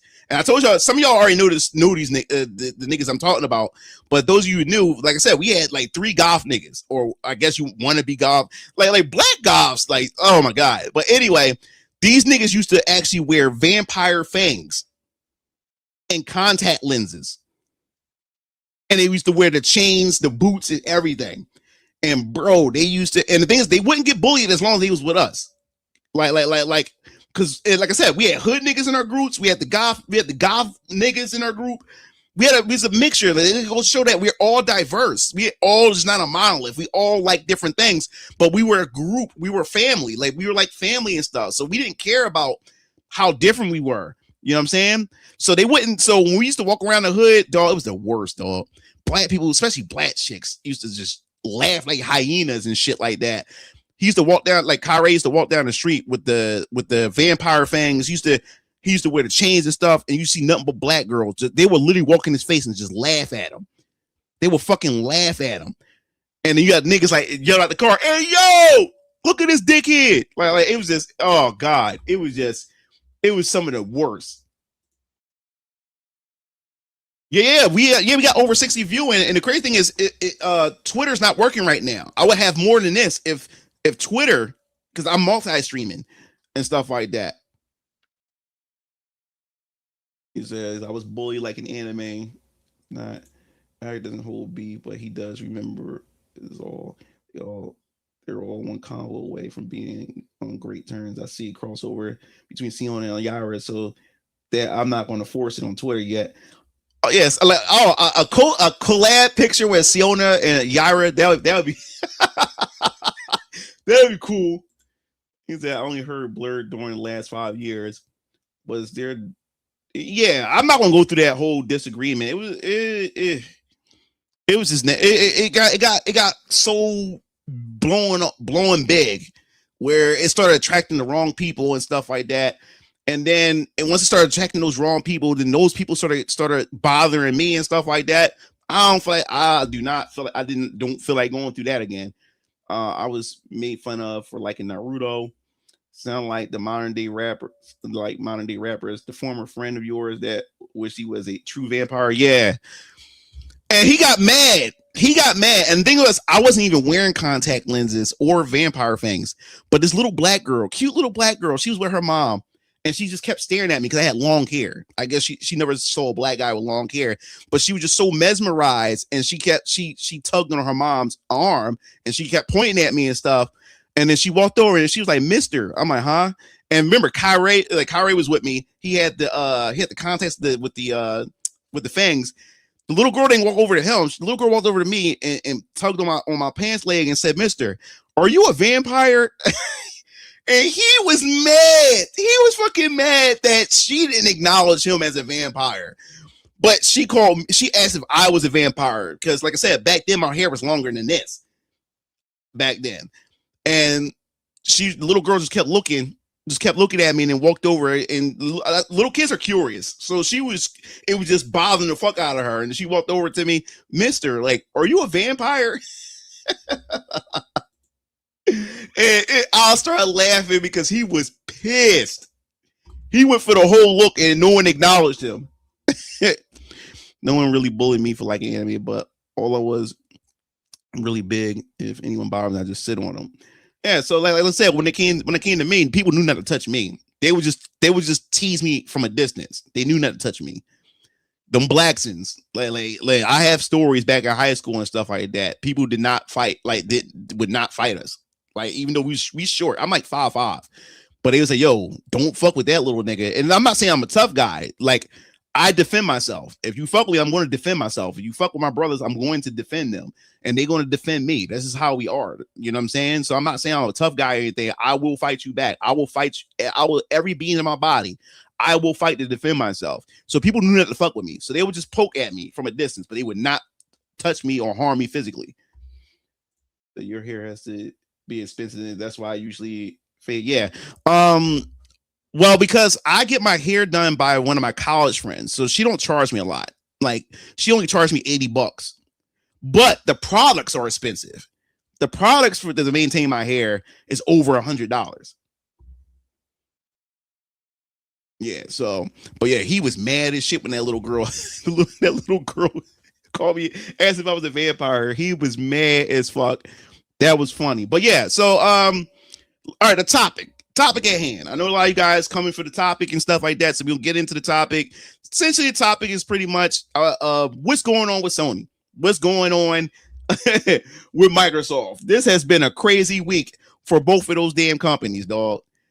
Both of those damn companies. Blue Point, Sony had got rid of Blue Point, just shut it all down, and people are upset. And if you guys don't know what the company Blue Point is known for, they had the studio for 5 years. Blue Point was Sony's division to remake classic Sony games. That's what they were there for. So you remember, I think Blue Point had did Shadow of the Colossus, and then they also had just I think the last game I remember that he did was Demon Souls for the PS5 for launch, and everything. And the thing is, like, they've done a good job with their remakes, their quality products. I would say that. I would definitely say that. I think, and it's stupid that they let them go, is because, and a lot of people, let me put it this way: people say it's both Blue Point and Sony's fault. The thing now that I regret now that Blue Point is going is because people started posting up all these potential classics they could have did. Legend of Dragoon, they could have remade that. You know what I'm saying? There's a lot of titles they could have remade. Ape Escape. They could have did all kinds of shit they wanted to. And people were saying that was like, while people wait for big exclusives, they said Blue Point could have been just putting out remakes to stuff, high quality remakes to older series. You know what I'm saying? And they fumbled the bag on that. People say, yo, they could have got with the Naughty Dog and had them do Jack, remake Jack and Jack and Daxter and all those other type of stuff. And that could have been that. Sony could have made a lot of money while people wait for their big exclusives. Now, the reason why people saying it's also Blue Point fault, which I didn't know what was going on behind the scenes, from what I'm hearing, is that Blue Point went to Sony to do a lot, and they asked them if they could do a live service God of War, I think it was. And that was their downfall. I think because the project got too big, it ballooned, and it just wasn't working out. And because of that failure or something like that, that also played into effect. And this is what I'm reading and hearing from everybody else, because I didn't really follow Blue Point like that. My dad had the Shadow Colossus remake, and I got Demon Souls remake for the PS5, and I thought it was pretty solid. And I'm not a Souls person, but I thought it was pretty solid. Now the thing is, it's up for debate. If you're a Souls fan, you would know if it's actually top-notch quality. But from what I've played, the game, I thought it wasn't bad. You know what I'm saying? Let's see. He said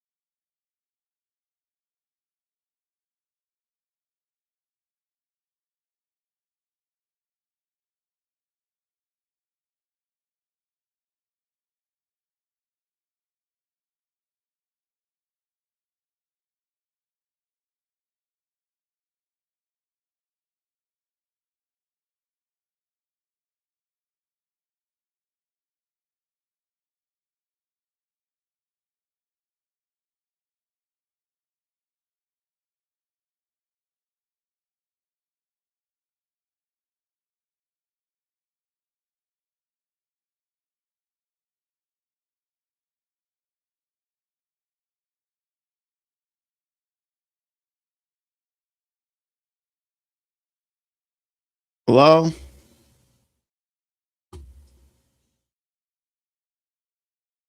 All right. Damn. Yeah, this is my damn fucking cat, man. Knocked the internet out.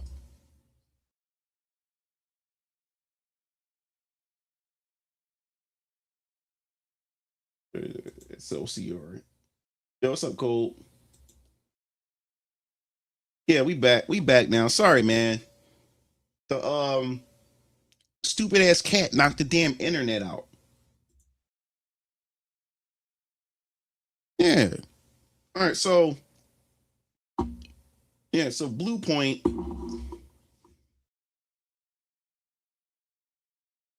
Yeah, so Blue Point, yeah, so Sony let them go. Sony let them go. This like pretty much broke them all up and stuff like that. And Sony fans, like all the Sony fanboys out there, a lot of them quiet. The ones that pops up on my feed, a lot of them are quiet, ain't saying shit. They rag on Nintendo, they rag on Xbox, and they ain't saying shit right now. So they want all your attention because we're the first trolls in nature. Use furry swipes equals super effective. Yeah, so yeah, man, Blue Point, that they fumbled Sony fumbled the bag with that one, man. And now, like I said, they still gotta hope that that Bungie does well with Marathon. We're gonna see how that works out. Jeez.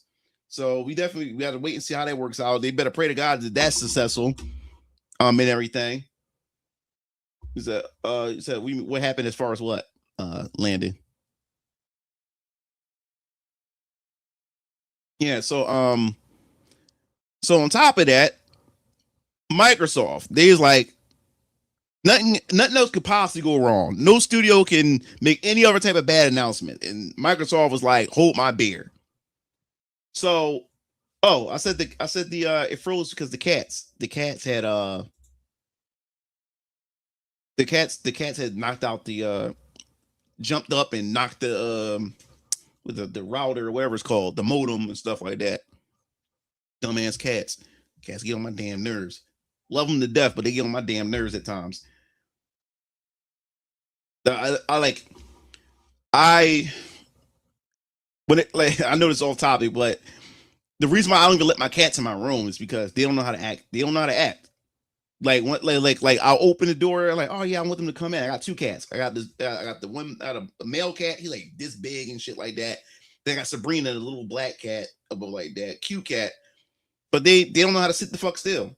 I let them in my room, right? And I'll go to the bathroom real quick, come out. And this big motherfucker is sitting on my desk, sitting on the keyboard, and locks my computer by sitting on the keyboard. Sits on the keyboard, locks my computer because he's sitting on all the keys and shit like that. And I'm like, yo, you got to go. You got to get out. And then Sabrina, my little black cat, she's on my arcades. She's on the arcade machine. She's all over it, sitting laying on the buttons and stuff like that. And I will lose my shit if my cats knock over my PS5 and my consoles and stuff like that. That's why I don't even let them in here. Or soon I open the door and let them in. Sabrina, the little small one, she runs underneath my chair and start clawing at it. I'm like, what the fuck are y'all doing? No, y'all got to go. Y'all got to go. Y'all got to get out my room. And I love them cats. I love those cats, but they don't know how to act up. They don't know how to act right. They don't act right.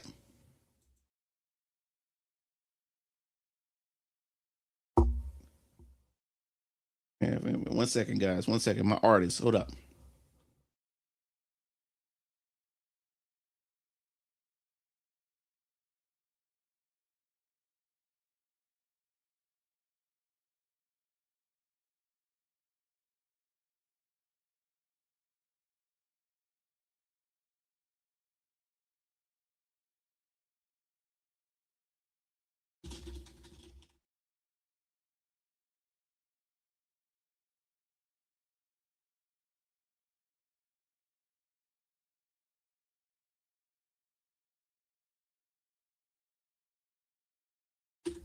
Yeah.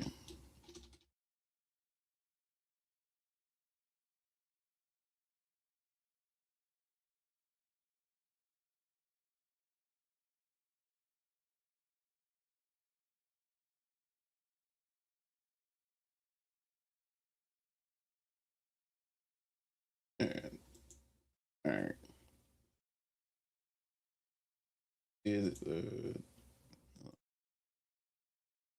Yeah, so it's crazy. So Microsoft, on the other hand, with the Xbox, I said on my post, I said it on my post. Let me go find it real quick.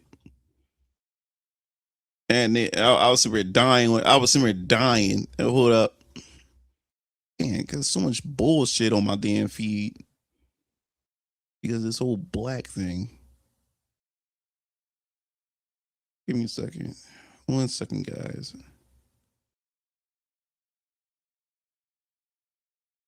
Oh, so no, I think I passed it. That's one thing. That's why when I hate when I do make a lot of posts with pictures and stuff, and then make a post that doesn't have any attachments to it, it gets harder. Yeah, here we go. I found it. I'm gonna bring it up. Share screen. Yeah, so I pretty much said I was like, yo, I said, I know niggas who built their entire platform around Xbox are probably on suicide watch right now. And that I feel sorry for niggas whose whole entire channel, their whole entire platform is just strictly Xbox. I know niggas. I'm like, call if that those people happen to be your family, call their house and make sure that they're okay. Because their whole livelihood about to get fucked. Their whole livelihood about to get fucked. That's rotating square sci-fi back page. Did your brother create that? Need some shit like, oh no, we didn't create that. We didn't create that at all. They just they're what they call those. I got a subscription service to Motion Array. So with Motion Array, they got all kinds of like backgrounds. See, the thing is, StreamYard sucks because that is actually a high quality. This digital spiral thing I have here. It's actually the hell. Yeah, it's actually a HD, but StreamYard just fucking sucks. So it doesn't look that clear. It looks grainy and shit like that. And I got the $40 a month subscription for HD, and this shit is not even HD. Like quality, you know what I'm saying? But no, I got Motion Array. So Motion Array, I pay a monthly subscription. I got access to royalty-free music, HD background, Adobe Premiere, After Effects templates, all kinds of stuff like that. You got access to AI, like you can create your own AI voices and stuff like that, all kinds of stuff. So I had Motion Array for what? I got a membership and subscription with them for what? maybe 4 years now. So yeah, if you're looking for stuff like that, I get that from them. So I said Microsoft screwed. They got a person that has no history in gaming. She favors AI. Yeah, she's an AI chick. Like she goes into businesses and implement AI. So you already know this shit ain't gonna be right. But as I said before, niggas who built their entire platform on Xbox alone, them niggas are probably on suicide watch right now.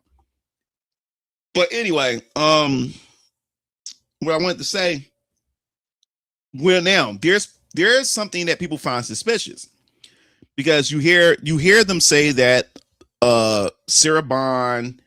Oh no, you hear them say that Sarah Bond resigned. Phil Spencer had what you call him immediately is retiring effective immediately.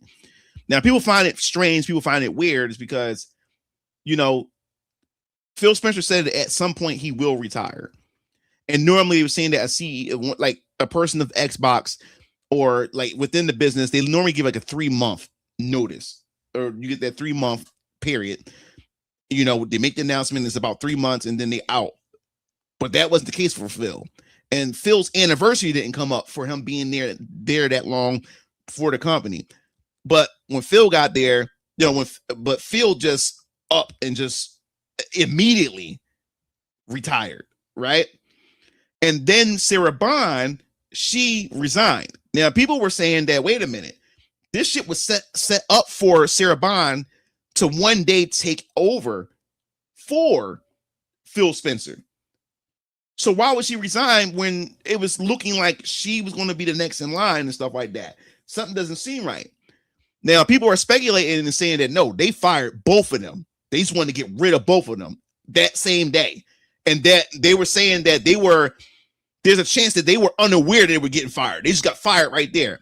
And the reason why people say that is because you look at Sarah Bond's LinkedIn, she was still talking about Xbox and talking about all the plans that she had. She was talking about all these things that's in store for the future of Xbox. And then 3 hours later, they said she resigned. And then she didn't have no farewell message, letter, or email, her leaving the company or anything. She was just left a message 3 hours prior to that announcement of how much she has in store and planned for Xbox. And then bam, resigned instantly. Like she resigned, they fired her, and they fired Phil Spencer, or they made him go out. They forced him out. No 3-month grace period. No notice. No nothing. They just got rid of them. So it's gonna be some dark times for Xbox fans. It's gonna be some dark time for Xbox fans, and it's so sad, man. It's so sad. It's because I loved Xbox, man. You know, I really love the console. I got every last Xbox. I got Xbox 360, Xbox One. I got Xbox Series X. I love the platform. I truly do. Like, bro, you can't tell me anything. I love it so much that I had got that for a long time. I got the Xbox Duke controller that you can hook up to your PC and your Xbox wired. And when you turn on the console, right? Look at this. Look at that. Hey, come on. Hey, 1 second. Here we go. Look at that. And it's the original Xbox boot up screen when you turn on the console, or if you plug it to your PC. Look at that. Fucking beautiful. Such a fucking fiend for the Xbox. And then on top of that, I got the Atomic Green. And I'm gonna take it a step farther for you guys. I'm gonna take it a step farther.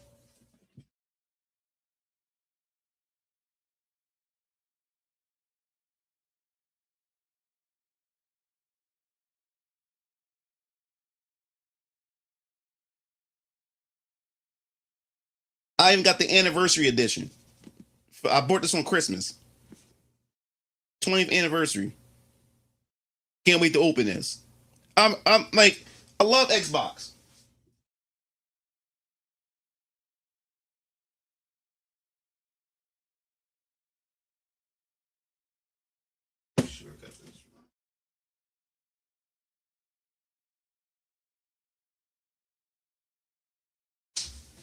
I love Xbox, man. This had me thinking PS2 was successful due to its strong first and third party innovation with DVD drive, strong marketing. PS5 could have gone in both Western and Eastern markets. Yeah, man. Like, I don't know how they like these consoles, both the Xbox and the PlayStation. The PS5 should have been a Super Saiyan 5 PS2. Because like PS3 was fun, but why would I say that? What I'm saying is that generation, PS3, I didn't really play much of. I played the Xbox 360. That was my favorite console that generation. The PS2 was just awesome. The PS1 and PS2 is my favorite PlayStations. PS3 was okay for me. PS4 was okay for me. But PS4 is way better than the PS5 as far as with the games and stuff like that they had going on. But PS1 and PS2 was the best generations for me, in my personal opinion, for PlayStation. All the PS5 to do is just be even better. I mean, like a Super Saiyan 5 PS2. That's all PlayStation 5 needed to be. Same thing with the Xbox Series X. The Xbox Series X, all it needed to be was a Super Saiyan 5 360. That's all the Xbox Series X needed to be. And what gave them the advantage was they had legacy backwards compatibility. You was able to play your original Xbox games, your 360 games, and Xbox One games. Like Microsoft, like that was the advantage that they had. That backwards compatibility, that's nuts. That means my library, a good amount of my library of old Xbox games, I'm able to play. That's crazy. Console exclusive, gotchas, narrative games like Last of Us, actual good AI implementation for home feed customization, just like the PS2 DVD cutting edge, etc. And said, "Yep, Xbox is dead. Rest in peace to that console. We'll see if they keep going. There even a chance Last of Us 3." Well, I think didn't Neil Druckmann said there won't be a 3, if I can remember.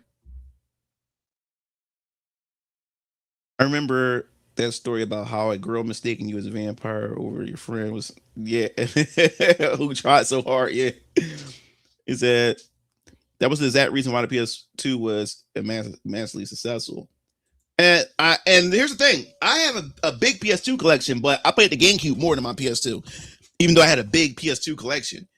But it's still no mistake. It's still no mistake at all. PS2 just it dominated. And the PS2 proved that you didn't need a high power console to be a successful console.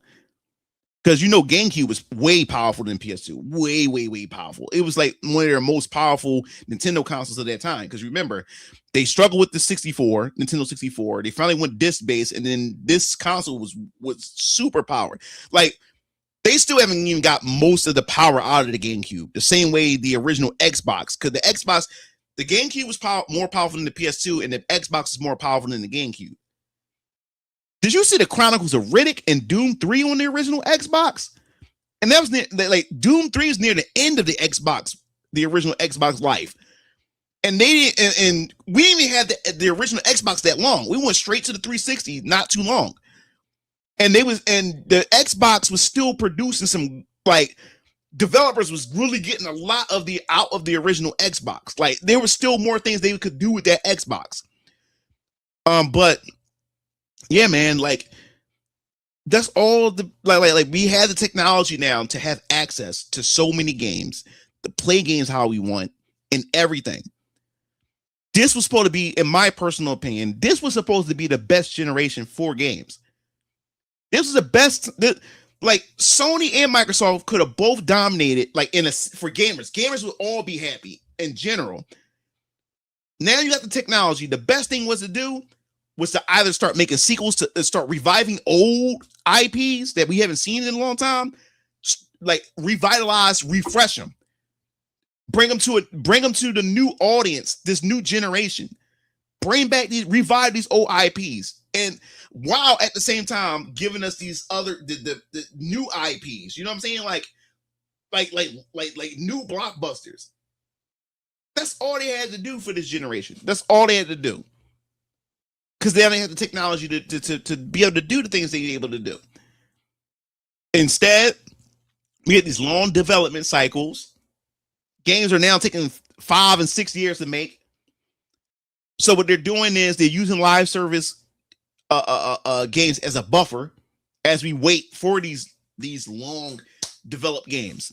So they use these, and the whole point of these live service games is not to give us quality games. It's to make a return on the investments for other shit within the company and failures from other projects, and they have to recoup that loss. So they create these live service games so you can sink money in, and it's to finance other projects or to recoup what they lost from other projects. That's all these live service games are for. That's all they're for. That's all they are for. Now, I'm not saying that there's no place for live service games, But the problem with live service games is that these studios will see one live service game make billions of dollars and then say, okay, let's try to replicate what they did, right? But don't know anything about why it's making the money that it makes. So now you have all these developers like oversaturating the market with live service games. And this is another thing too. Since these games are taking so long to come out, think about this. Since these games are taking so long to fucking come out, right? They can't afford to like spend all this money behind the scenes and not get any returns. So they're taking 5 to 6 years to come out. So instead, what they would do, in my personal opinion, instead of waiting 5 years for the game to be like fully complete, they'll put the game out in 3 years. They put out in 3 years as a live service game. So you guys, so us, we finance the rest of the game. So that's why when I talked about gaming was better in the 2000s, and I gave you that example how what's his name? Todd Howard of Bethesda. He talked about Fallout 76 and how he said how Fallout 76, he was saying it's not about how a game releases, is about how the game eventually becomes. And a lot of these studios got that mentality. It's not about how the game is on first impression when it first come out. It's about it's going to get there eventually. It's about what it becomes eventually. So these live service games, we're paying for them to fund the rest of these fucking games, the finish the rest of the game.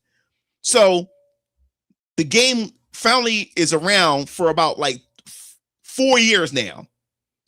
The game is finally a solid game, which meant you helped them finance to get the game to where it was supposed to be to begin with.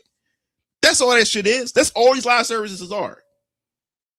They mask them as live services. That's all it is. You helping these niggas put games together. You're funding them to develop these games. PS5 outside of Astronaut doesn't seem to respect their past. Yeah, they don't. I mean, they closed their Japanese studio.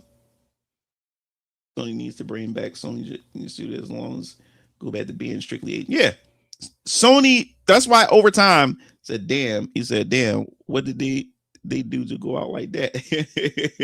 Sony does need to go back to Japan. Yeah, like I know it sounds stupid, but remember when Sony like what 2 months ago, maybe 3.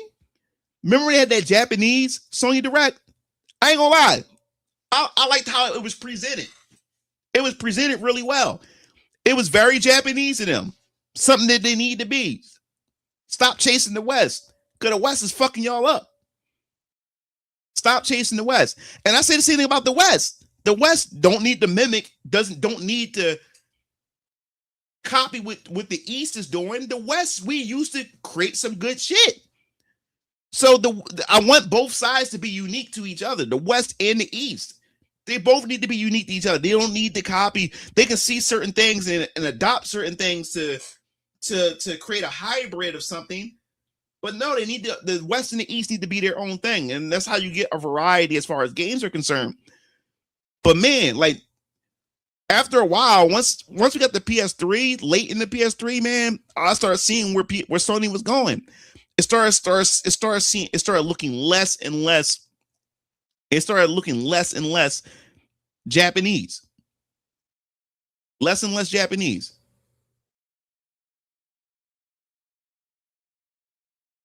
Yeah, yep. So great lately. So are you good moving? The console of America is destined to be buried. The 360 is the coldest system ever. Man, I love the 360, bro. That console, dog. The 360, you cannot tell me that the 360 was trash. I would not take anybody serious if they say the Xbox 360 was garbage. You cannot say that, dog. Like at the beginning, Sony was losing so many exclusives that end up going multi-plat. Dude, when I found out when Capcom made their announcement that Devil May Cry 4 was coming to 360, was also coming to 360. I was like, what? Devil May Cry coming to Xbox 360? And then it was over when we haven't got Tekken since Tekken 5. So when they announced Tekken 6 and they said Tekken is coming to Tekken 6 is coming to Xbox 360. And normally Tekken is mostly on Sony consoles. But then we get it on 360. I was like, yo, Final Fantasy 13.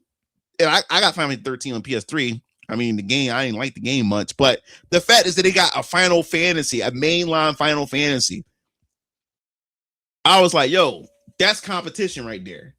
That's fucking competition. That's how you do it. That's how you fucking do it. Like, I guess you could say I'm patriotic and stuff. I do love my country. And I was really rooting for Microsoft and the Xbox. I truly was. I game on all my systems. Don't get it twisted. I go where the games are. That's why I get every console.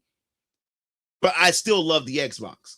Even though, despite I game on every console, I still love my Xbox. I truly love my Xbox, man. And it's so sad. And it's still like there's still no guarantee that we're going to get another. They're saying that there's going to be a next Xbox, but there's still no guarantee that there's another Xbox coming. And that will be the sad part because it didn't have to go out like this. Microsoft did not have to go out like this. Like, I don't understand, man. I think what's the problem today, man. Everything is so fucking corporate, man. Down to our movies, our games. Everything is so fucking corporate. Like, art is totally different than any other type of industry. Gaming is a different type of industry, man. It's comics is a different kind of industry. It's art. It's the art form. And once you start turning it into balance sheets and inventory, like who said that? One of the old legendary comic pro, I can't remember his name, he passed away, but he said the same thing with Marvel. He said that he predicted it.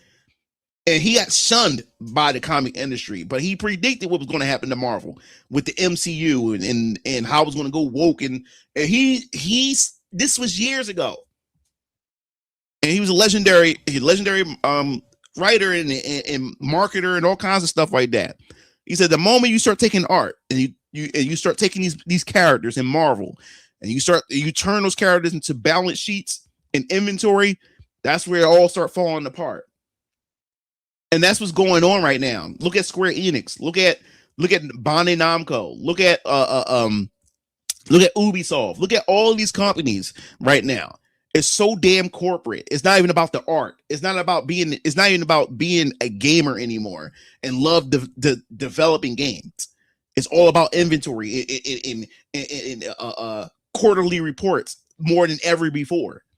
And how can we get a return on our investments now? It's not about the game anymore. You know what I'm saying? With the amount of Western games popping off during the PSD, it was reasonable to believe moving to the West would benefit both, as the West understands both markets better than the East. And like once I started seeing games like Uncharted and Last of Us, I knew it was over. Once you start seeing that. Infamous, Last of Us, Uncharted, especially Uncharted and Last of Us, once I seen those started becoming headliners, we started losing Jack, we started losing Ratchet and Clank, we started losing all that type of other stuff, and those started becoming the highlighters like Grand Theft Auto and all that type of stuff. It was over. BioShock, it was over. It was over. Yeah. Level, let's see. He said Xbox dropped the ball. Yeah, man. Xbox One, they dropped the ball with the Xbox One. Yep. I love them Xbox controllers. Man, I feel like Microsoft. Yeah, they self-sabotage themselves. You right, Tay. They did. The game controller low-key killed the GameCube due to the lack of buttons to play that. Man, that game controller is the best controller, dog. GameCube controller is awesome. The only thing the GameCube controller was just Why do you think they keep bringing back the GameCube controller? The GameCube controller, I was, like I said, I was a hater when they first announced the GameCube. Loved the console. When I first saw that damn controller, I was confused. I said, that's one ugly controller. Those buttons don't make sense. But once I got my hands on that fucking GameCube controller, it all made sense. That is an awesome controller. That is a solid fucking controller. You know what hurt the GameCube? I got a book about it a long time ago. Read up on it and stuff. You know what hurt the GameCube? The color and the shape. The color. I'll lie to you not. That's what hurt the game. That's what held the GameCube back. The color. So I'm talking from a consumer, not the developer side. The consumer side. That's what hurt the GameCube. And GameCube did well. It fared well in Japan, but GameCube did not do well. It was weak here, in the States, in the West. It was the color and the shape. And you gotta remember, the reason why Sony was so successful, Nintendo was more so known for a younger generation. Even though they had games for adults, that adults also cling to, but it's still known as a family-friendly company. Sony was successful because it attacked that preteen to adults. That's why Sony was so successful. Look at their gaming lineup. Most preteens and adults got PlayStation. Once we got to the GameCube, Sony, all they did was just take what they learned with the first PlayStation and just made a better PlayStation 1 with the PS2. That's all they needed to do. Nintendo had to redeem themselves after fucking up with the Nintendo 64 with the going cartridge based. It was like not developer friendly at all. But Nintendo being Nintendo always wanted to be the eyeballs and wanted to be creative and stuff. And Nintendo being Nintendo, they decided to go with the small disc. Instead of just giving us a regular disc, they gave us a small disc. Now, from what I understood and from what I read, the reason why I went the smaller disc, it was to combat potential piracy. It was the combat for piracy. That's why they went with the smaller disc. But that also came with a problem because people were Squaresoft at the time was bitching to them about, and Capcom and all them saying, yo, like, why didn't you go CD with the 64? You went cartridge. So that's why everybody fled to Sony, because they were stubborn. So now they said, okay, we're going to do disc. Instead of them just doing a regular fucking disc, they decided to go to small disc, which means not a lot of memory can fit on that disc. So they still fucked up again. And then once they made the announcement and showing off the GameCube, and they saw like a little cube shaped console, and the color fucked it up. The default color was indigo. So when young adults to grown adults saw the GameCube, they already written it off. They seen it as a kid console. The developer side of things was because of the small disc. The small disc really fucked it up for them. Do you remember Burnout Revenge? I'm not really a Burnout guy. I know what it is though. The Kia was a Burnout dude. Now I see why. Lazarus games. Bro, Sony and Microsoft got me sliding out my chair. I'm sticking it like I said, the Microsoft niggas, them niggas are probably on suicide watch if they built their whole platform on Xbox alone. Them motherfuckers are probably on suicide watch. But good evening. I'm sure Sony will be fine after all. They have Marvel Tokon and Wolverine coming. I don't really care about Wolverine. The only thing I do care about is Tokon. But like I said, Marvel Tokon, it's not really Sony's. It's still, that's the thing about Sony. Sony got a lot of third parties like that are that they have as exclusives and stuff like that. But that's an Arc System game. I wouldn't even call it a Sony game. Yeah, it's exclusive to Sony, but it's Arc System. It's a third party game. Like, what is Sony doing themselves? You know what I'm saying? Not sure about Xbox doing good. What killed the GameCube was the fact that they didn't have many games with online. No. Because PS2 didn't have many games online. So that was not the case. Because remember when Sony when GameCube and PS2 came out, it was the Xbox that came, and Dreamcast was the only thing. Dreamcast had more online, and Dreamcast failed. You know what I'm saying? Xbox pushed the online after the Dreamcast with Xbox Live, the first Xbox. PS2 really didn't have a lot of You had a lot of online games. They had the Ethernet. They had the Ethernet adapter, which my brother Keo got because he got Final Fantasy 11 for PS2, and I got Final Fantasy 11 for my PC at the time. But you still had to get that fucking Ethernet adapter, and there wasn't a lot of games that took advantage of it. So no, it had nothing to do with the online, because online wasn't during the time GameCube came out and the PS2 and the Xbox. Online still wasn't the thing yet. It wasn't until we got to the PS3 and the 360 and the Wii where we really started pushing online. That's where Microsoft dominated online gameplay with Xbox Live. But online had nothing to do with GameCube having less online games. It had nothing to do with that. Nothing to do with that. And when we were playing online games, it was only mostly Xbox gamers playing mostly online. The first plays, they just chasing trends, 3D platforms, Halo, Call of Duty, new Fortnite, Genshin's. I miss when yearly sports games had their own identity. Yeah, there was a bunch of, even though I'm not sports guys, there was a bunch of sports titles back then, a variety. That's why you need variety, man. Variety creates competition, you know? I have no faith in Wolverine. I'm not going to, look, Insomniac, they already told me with who they are with Spider-Man. Like Spider-Man, the first Spider-Man game, when that first came out, when I first saw that, I said, oh man, I want to get this, look good. But what triggered me is when I saw Silver Sable and how they depicted her. When I seen her, I was like, all right, I'm kind of sketchy on this. You know what I'm saying? And my brother Strike and Keel ended up getting the game. The game is cool. They like the game and stuff. But I knew they was gonna crank it up to some bullshit with part 2. That's why I didn't even bother with the series. I saw it just with the little inklings that was sprinkled in the first game. I saw where that shit was going. That's why I didn't even bother with it, even invest my time in Spider-Man. So I have no faith in Wolverine. Sony's they closed the Japanese studio. That's why there's no Japanese games. They been closed years ago. They closed their Japanese studio. They been did that. That's why Nintendo's is like the king of Japan right now. Wolverine going to be good, especially do much hype surrounding it. Oh yeah, people's gonna buy it in droves. Don't get me wrong. I agree with that angle. They spent too much money. Facts.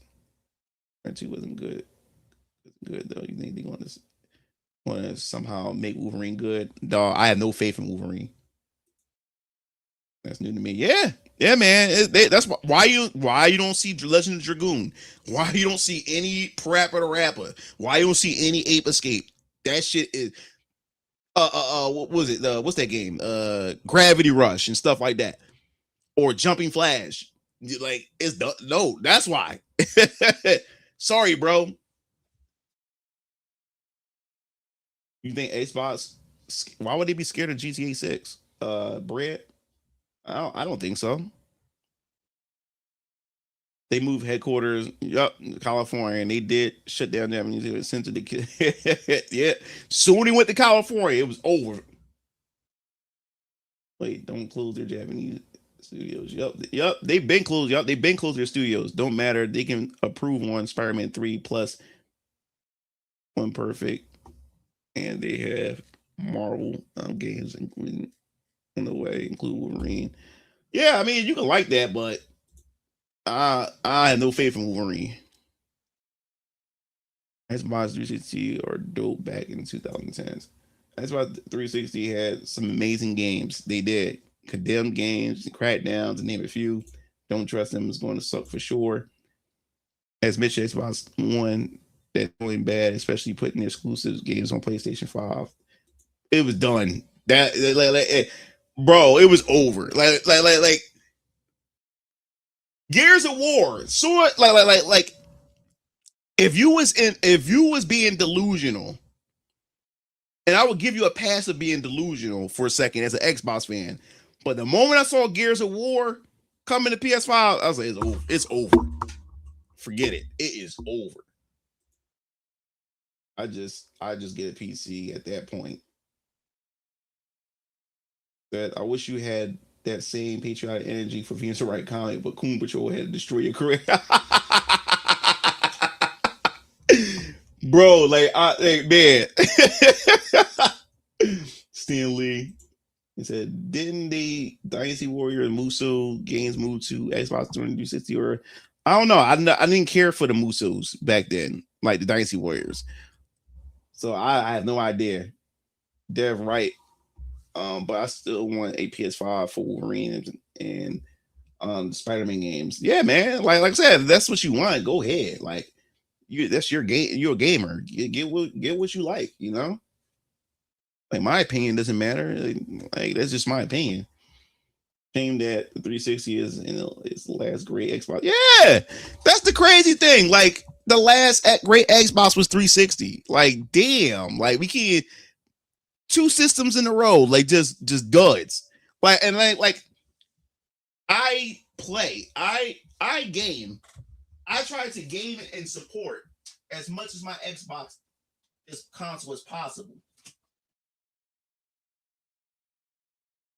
As I said before, these are the games that I got from my Series X, and they're mostly Japanese games. They're actually all of them are Japanese games, except for Warhammer, the Space Marines, and Expedition 33. But all of them are Japanese games. I try to support every Japanese title for the 360. I said 360 for the Series X. So if they're like, as long as this is physical, if it's a physical version, I'll buy it. I will get on Xbox instead of PlayStation.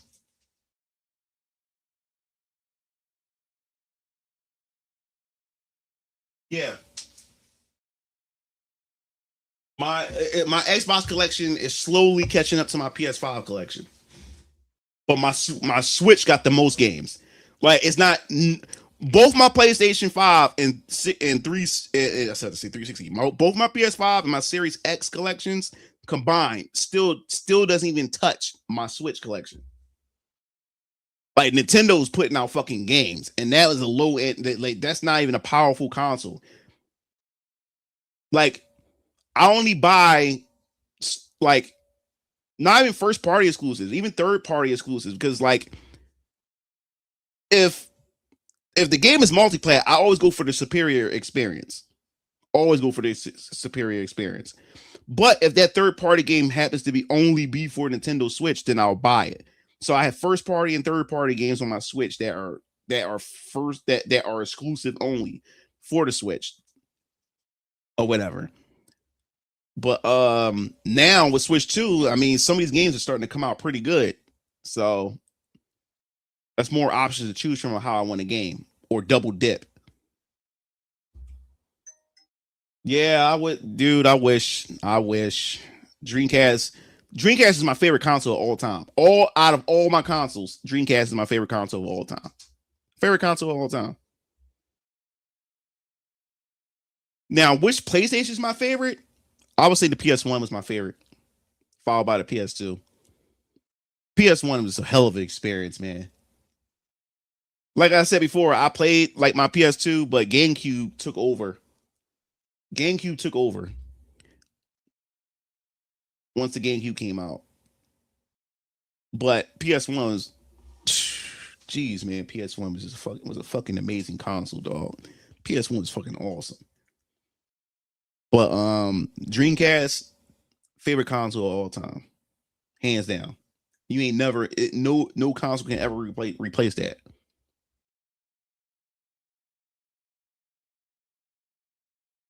At least it was easy to box people with the GameCube.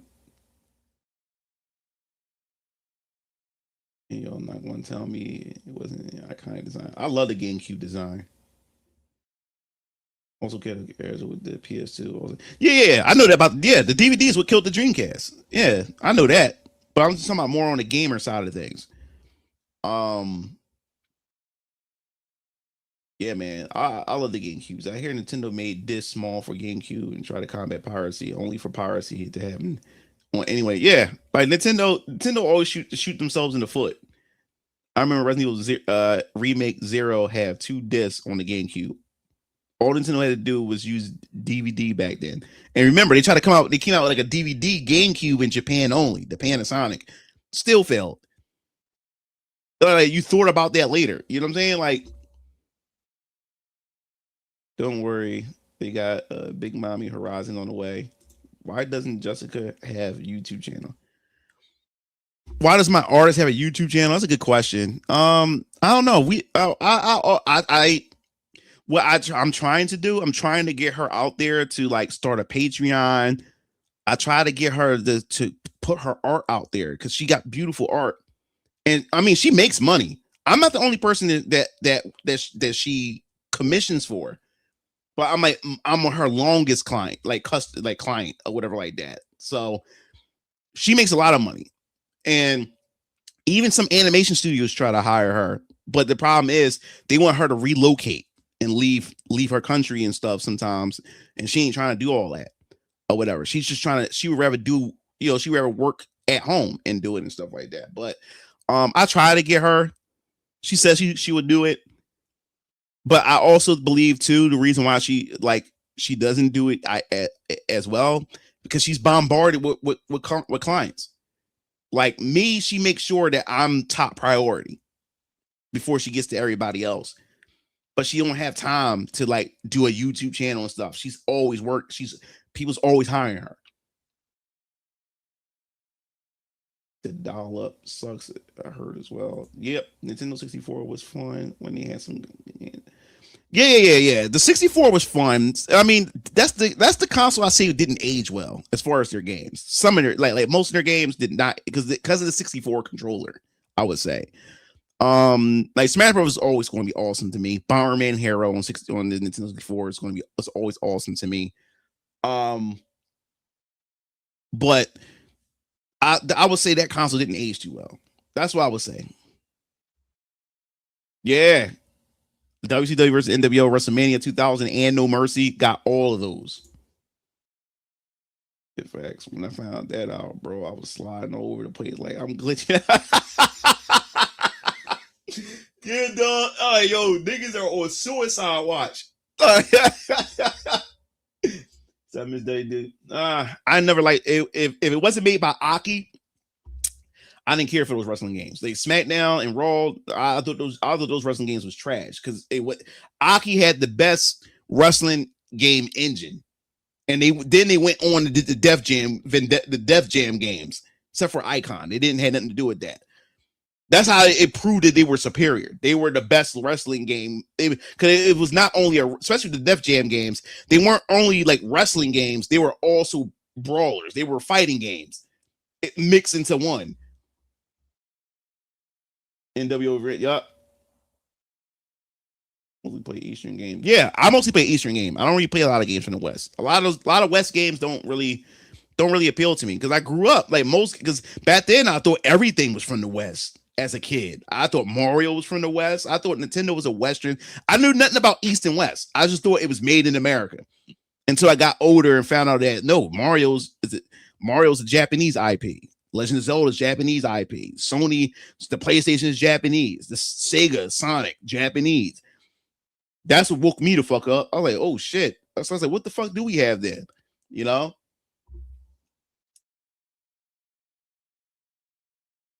Man, we all miss when Game Awards was on Spike. I never watched the Game Awards on Spike TV. I never even knew. I never had Spike TV. So I didn't even know they had a Game Awards, to be honest. Jumping Flash, dog. I got Jumping Flash 1 and 2. I'm so fucking mad. And they were supposed to do a Jumping Flash 3, I believe, for the PS2, and it got canceled. But Jumping Flash was that game. And then they trolled us on the Astrobot demo that came with your PS5. And they had Robert. They had Robert in the background flying around. I said, Sony, what the fuck are y'all doing? but their Japanese studio was going. Like you, like dog, Jumping Flash. That was my fucking game. It said that's why there are no gravity days doing because the Japanese studio. Yep. Custom soundtrack.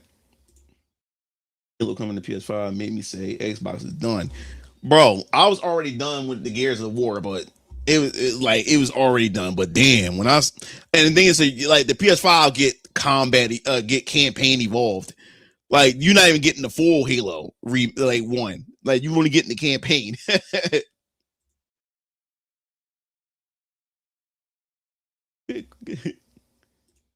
Yo, what's up, Simply Deep?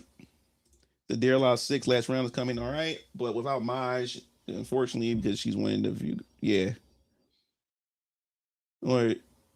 Yeah, how's your night? Oh, my night is going good, man. I can't complain. I'm just sitting here chilling with you guys and everything. Yup. Bro, the Sega Dreamcast was goated. It sure was. I bought the Dreamcast my first paycheck. Yeah, I got that. My parents bought it for me on launch, but it was a Christmas gift. So they bought it on launch, but I couldn't play it until Christmas. And as I said before, I'm not gonna like go too deep into the story because I always talk about it so much. But the release of the Dreamcast in 1999, and I got it on Christmas. I was able to open it up on Christmas. Was one of the best Christmases, man, that a kid like a preteen could possibly have, man. Like I said, when I woke up and went downstairs, like I got 3 other siblings. I got a sister and got Strike and also got Keo. And the way our tree is always, you have the Christmas tree, and then my mom and dad would section our gifts off so we can go straight to our gifts. And we used to have like my parents like I said, my parents would like spend like $4,000 to $6,000 in Christmas gifts. Like we would have like a big Christmas and stuff. But that Christmas was awesome because not only did I got the Dreamcast on Christmas, I got an extra controller, I got a VMU, I got a Dreamcast arcade stick, I got Soul Calibur, I got Sonic Adventure, I got Power Stone, I got Marvel vs. Capcom, I got Blue Stinger, and I got Ready to Rumble. You can't tell me that wasn't an awesome fucking Christmas. You can't tell me that shit. You can't tell me that. You couldn't tell me that wasn't awesome. You could not tell me that was not an awesome Christmas, dog. And the crazy part about it was I had so many fucking games. I didn't even play all of them on Christmas week. Some of them I waited into the New Year's to open up. Because I spent most of my time playing Sonic Adventure. I spent most of my time playing Blue Stinger and Power Stone and Marvel vs. Capcom. So what's your content about so I know what to ask you to bring up in the future? I'm new here, so I wanted to ask. Man, bro, you can ask whatever. You can ask whatever the fuck you want to ask.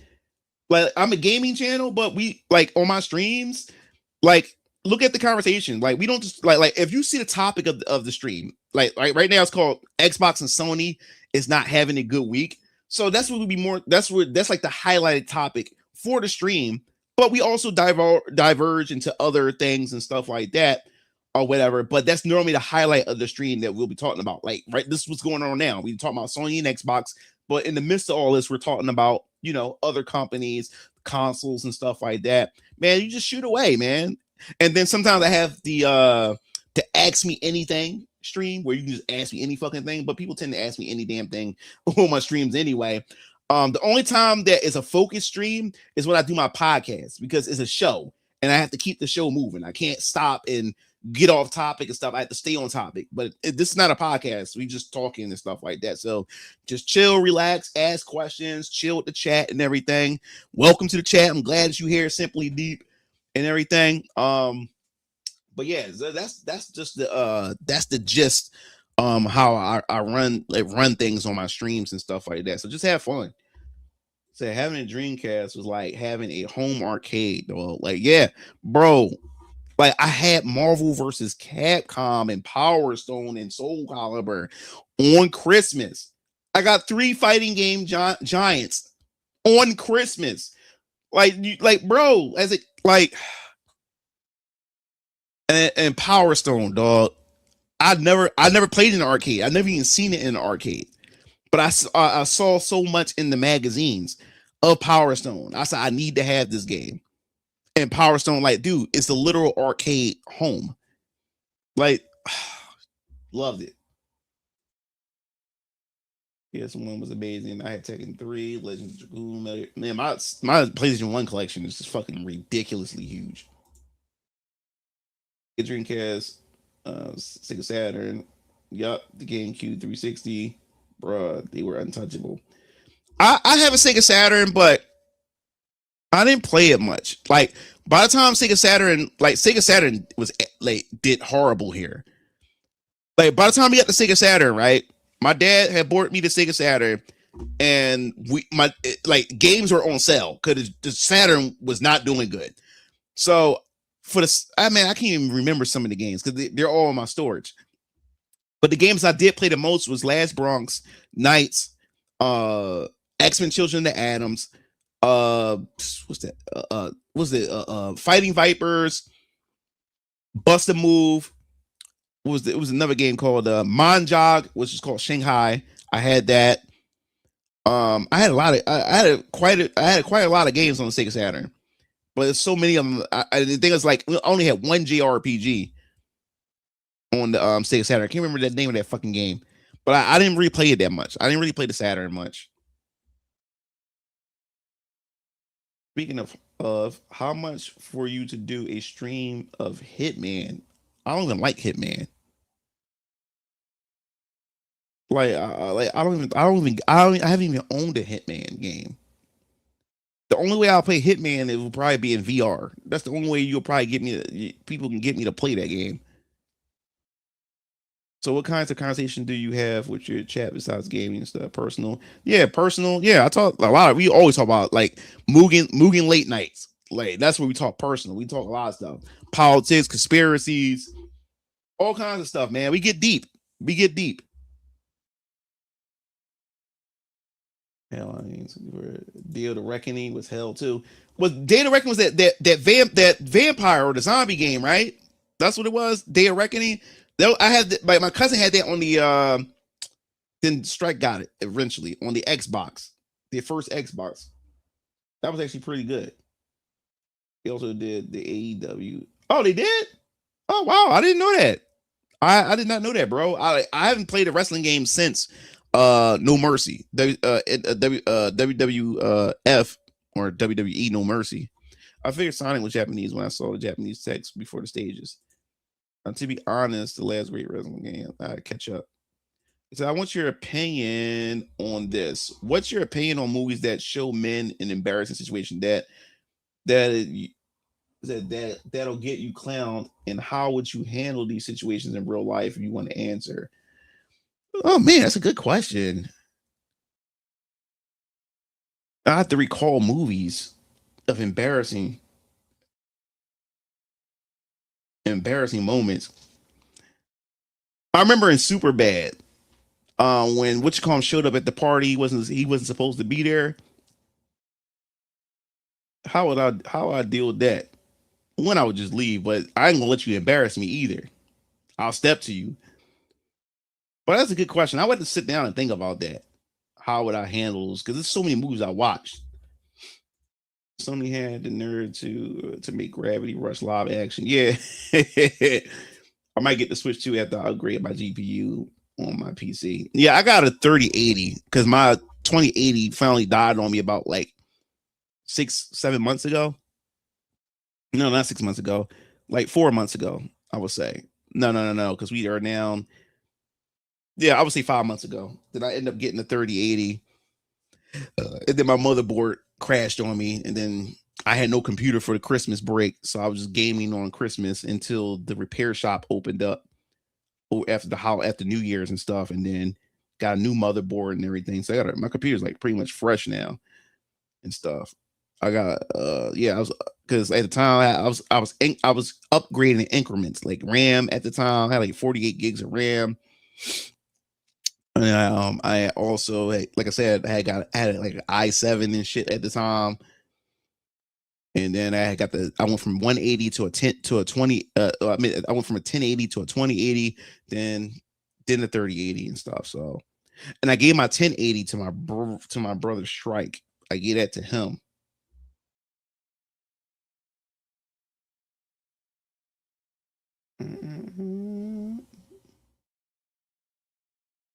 Here's a strange scenario, embarrassing moment. Somebody came across you and your lady at the wrong time at some scheduled secluded area. The Blue Stinger. My dad loves that game, but I heard it sucks. Oh yeah, the game was bad. Yeah, the game was bad, but at the same time, it had its charm. We also talk about the game called Mugen. No, not that Hunter Reckoning. Oh, Dead Reckoning on GameCube. Oh, okay, I got you. I never played that one either. At this point, Nihon Falcom is my favorite third-party company. They truly been knocking it out of the park with all these of their releases lately, and I love their products are all double A instead of triple A. Yeah, and they confirmed that the Switch 2 is going to be their like primary platform, which is smart. I'm like built-in modem. Also, the limitation of Nintendo 64 Resident Evil 2 was still a good port. I love that game. Yeah, everybody talks about how that was that was equivalent to what Switch be doing with like Doom on the Switch 1 and stuff. Like they were saying that Resident Evil 2 was like a miracle port for the 64. Any games or media that influence you on your comics? Oh, I like that question. I answer that. I know some of you guys already know. Yes, as far as media in general, a lot of things had pretty much influenced me with Venus Orion Comics. Like I said, I've grown up with Marvel and DC, so of course Marvel and DC would have some influence over me and stuff like that. But as I said, anime played a much bigger role as I started going into my adolescence and stuff like that. The main inspiration, like I said, for Venus Orion Comics was Ghost in the Shell, Xenogears, Final Fantasy VII, and of course, I said for the Marvel side, like X-Men and stuff like that. So that's why I can't wait for you guys to explore this universe and everything. You gonna be like, yo, like, okay, a lot of this stuff makes sense. I see why he says a lot of these things and what inspires him and stuff like that. So I can't wait till you guys get deeper into, like I said, Variant Colors, Vampire Killers, because like I said, it's a lot to it that I have planned. Like right now, you only see what's on the surface right now. But the shit that's what frustrates me about being like at the very beginning of this, because you don't see the vision that I have. You don't see it. You don't see where these characters are going to be, and and how these characters evolve over time and stuff like that. You have no idea, and it's frustrating because like, no, you guys gotta, I'm a business, so I have to make sure I release things accordingly, and it has to be strategic at how I reveal things and stuff. So yeah, those are like my inspirations and everything. So I feel you, bro. Sega Saturn was dope console. I wished it did well. I have Sonic R. Yes, Sonic R, and I didn't like Sonic 3D Blast. I didn't really like that much. Sonic 3D Blast, because I was so hungry for a Sonic game. That was a Sonic game that we didn't really get a mainline Sonic game. Like they literally skipped Sonic that generation. That's why I think Sonic Adventure really hits me even harder, because we only really seen like Sonic. We did see him, like I said, in like spin-offs like Sonic R and all that type of stuff, but it was like a major leap when we got the Dreamcast. It was just incredible. So watching the stream while editing my upcoming video is relaxing. Awesome, bro. So, but what did you think of that scenario? Yeah, well, I mean, it could be kind of embarrassing, but all you can do is just get out, just remove yourself from the situation. So are you? Nah, man. Like, I was thinking about getting Resident Evil 9 or whatever, because, and I said this on stream, and the thing is, I'm not into the new Resident Evils. I stopped caring about Resident Evil after 5. Like, I was done. Because Resident Evil is not even Resident Evil no more. Like, I don't know what the fuck they're doing. But 9 started getting me interested. was because Capcom was so tight-lipped on it. And I guess because of that old school marketing where they weren't really saying much, they was giving you something to hook onto, but they weren't giving you enough.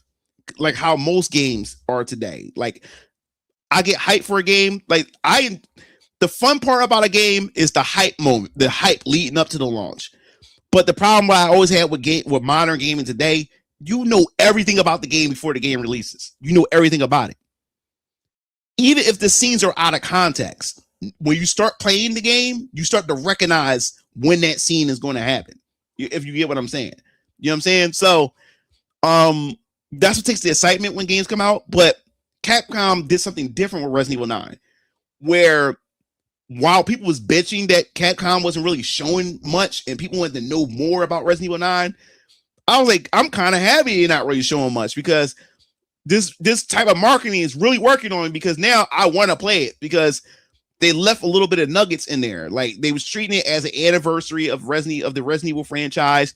You know, Leon is coming back. You know what I'm saying? He's older and stuff. What's going to happen to him? Are they passing down the torch to the next generation of Resident Evil characters and stuff like that? Could then the fact that the Grace Ashcroft is related to a character from Resident Evil Outbreak, which was a side game but online multiplayer game, and now could there be a possibility that we see other Outbreak characters? So it was a lot of mystery that really intrigued me. But my God, once that leak happened, now people can say that I'm stupid for doing that, for allowing the leak to ruin that. But you gotta understand, you're asking me to pay $70. You're asking me to spend $70. That's what you're asking me to do. So once that leak came out, I mean, somebody, and it popped up on my feed. I wasn't even looking for it. It just popped up on my feed. And oh my God, I was like, so this is what we're in the plot.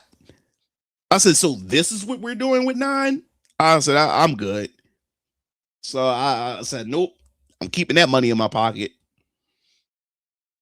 I killed for a remaster, Night's Journey of Dreams on the Wii. Yeah, my brother had that for the Wii. My brother his girlfriend had bought that for him, but he didn't like it much.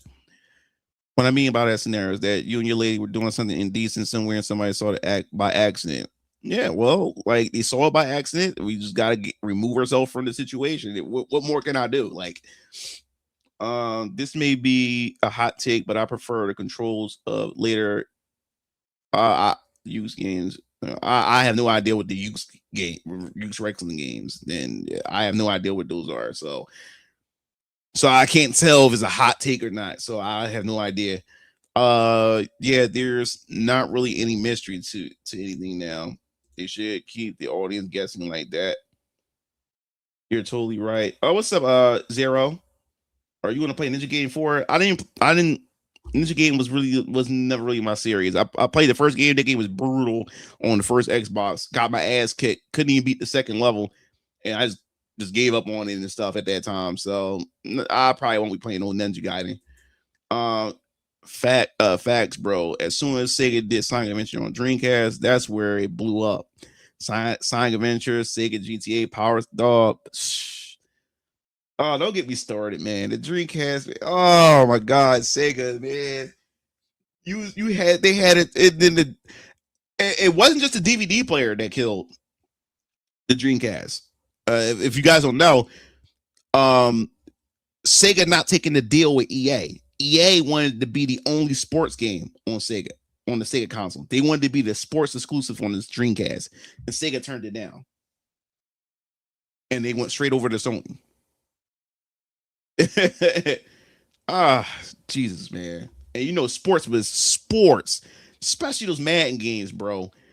Like niggas used to line up outside midnight, like it was a GTA or a Halo game, just to get a football game like Madden or NBA Live. Or not, it was an NBA. Yeah, was it NBA Live or was it NBA 2K? I can't remember which one was the EA games, because I don't play sports like that. I don't really play sports. Input. So how long have you been doing YouTube content and what inspired you? I've been doing YouTube content since 2006. So I'm a grandfather of YouTube right now. I've been around since 2006. Mugen Lord, this wasn't my first channel, my Mel Chesdeck channel. I just called it Mel Chesdeck because that was the names I used for my art when I play RPGs and make character creation and stuff. But that was like a comedy channel, comedy sketch channel. Because yeah, if you don't know, the old YouTube back then in the early 2000s, the meta back then was comedy sketches and AMV, and then later AMVs and stuff like that. So I was a comedy sketch station for a bit. You gotta remember too, back then on YouTube, you couldn't make videos past 3 minutes, I believe it was, unless you had the director's rank. Once you had the director's rank, you was able to upload videos up to 10 minutes and stuff. But in order to get the directors, you had to get 100 subscribers. And back then, getting 100 subscribers was fucking difficult back then. That was an achievement when you hit 100 subscribers. But yeah, eventually I started a Mugen channel, and it was dedicated to Mugen content and stuff like that. What got me into it? I don't know. It was different.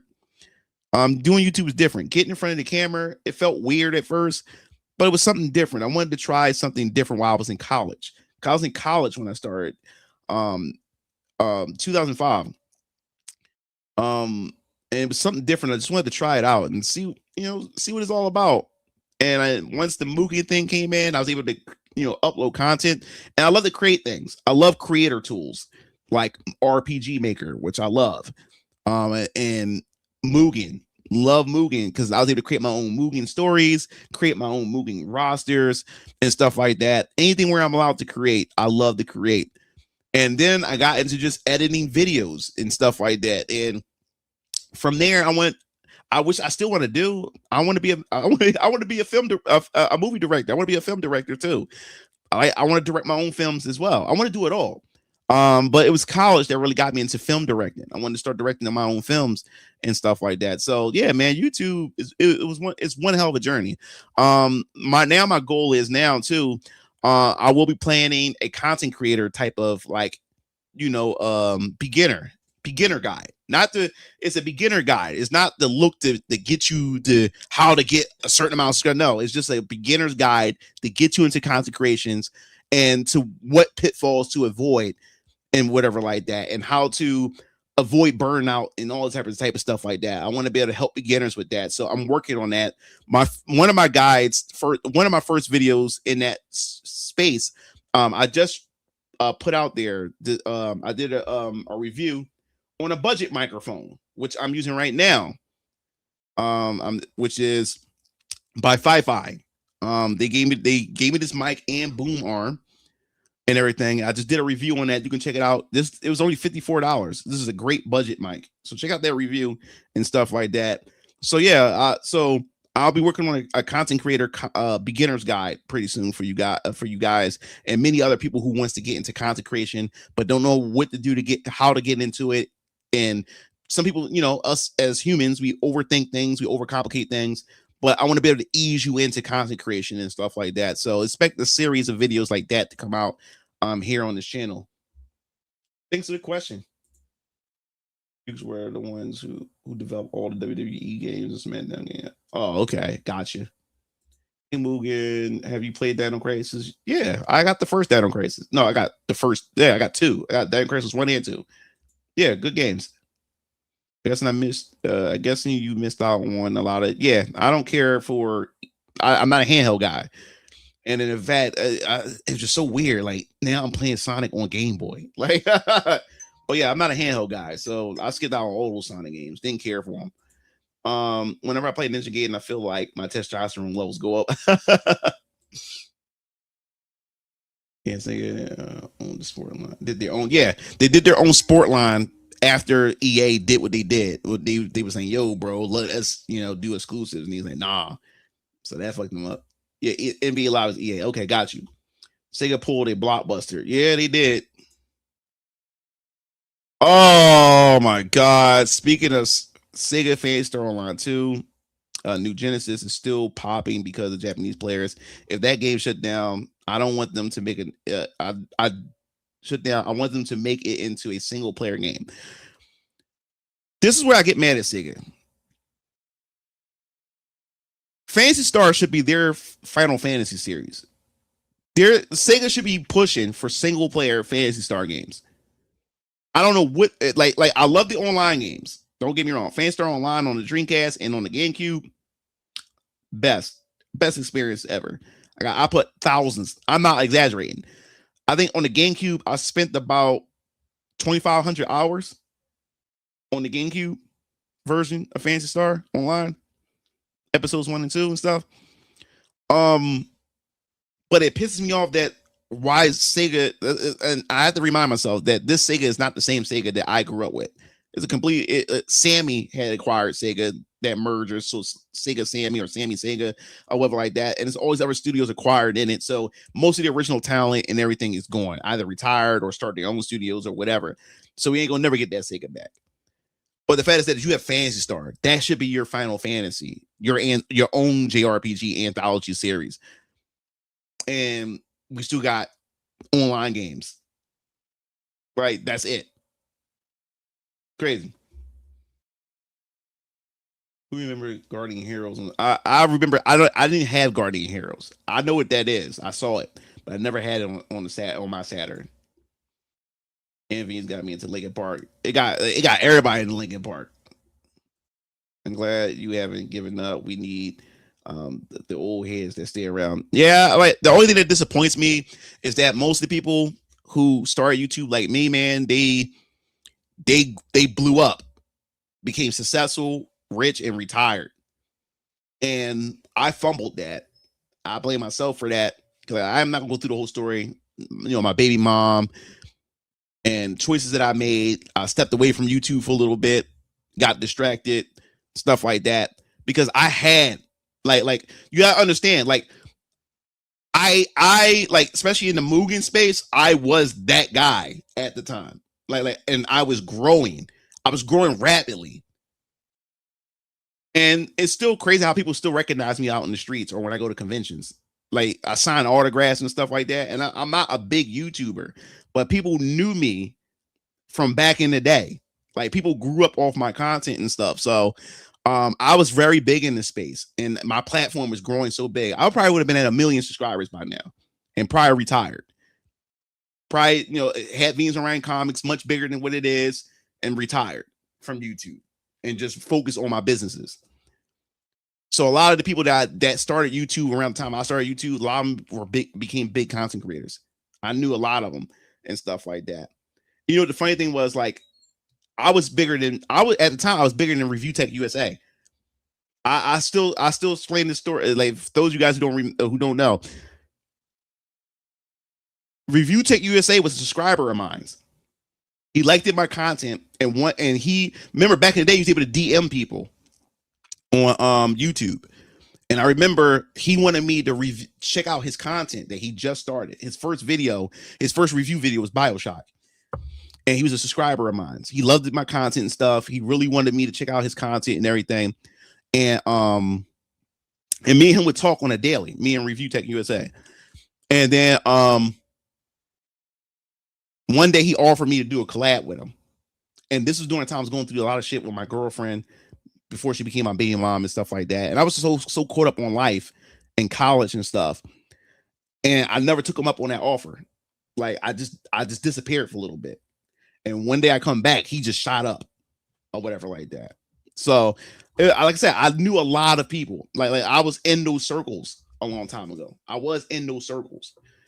And I had so many, my priorities was all over the place. Don't ever let a woman distract you from a lot of things, man. I always tell you young men that do not ever let a woman distract you from your mission. You know what I'm saying? Not worth it, man. Your mission comes first or whatever. But yeah, man. So I didn't give you anyone who wants to be a YouTuber. Yeah, literally right now, because the biggest regret is that you didn't start. Yup, take his advice. J-Man is right.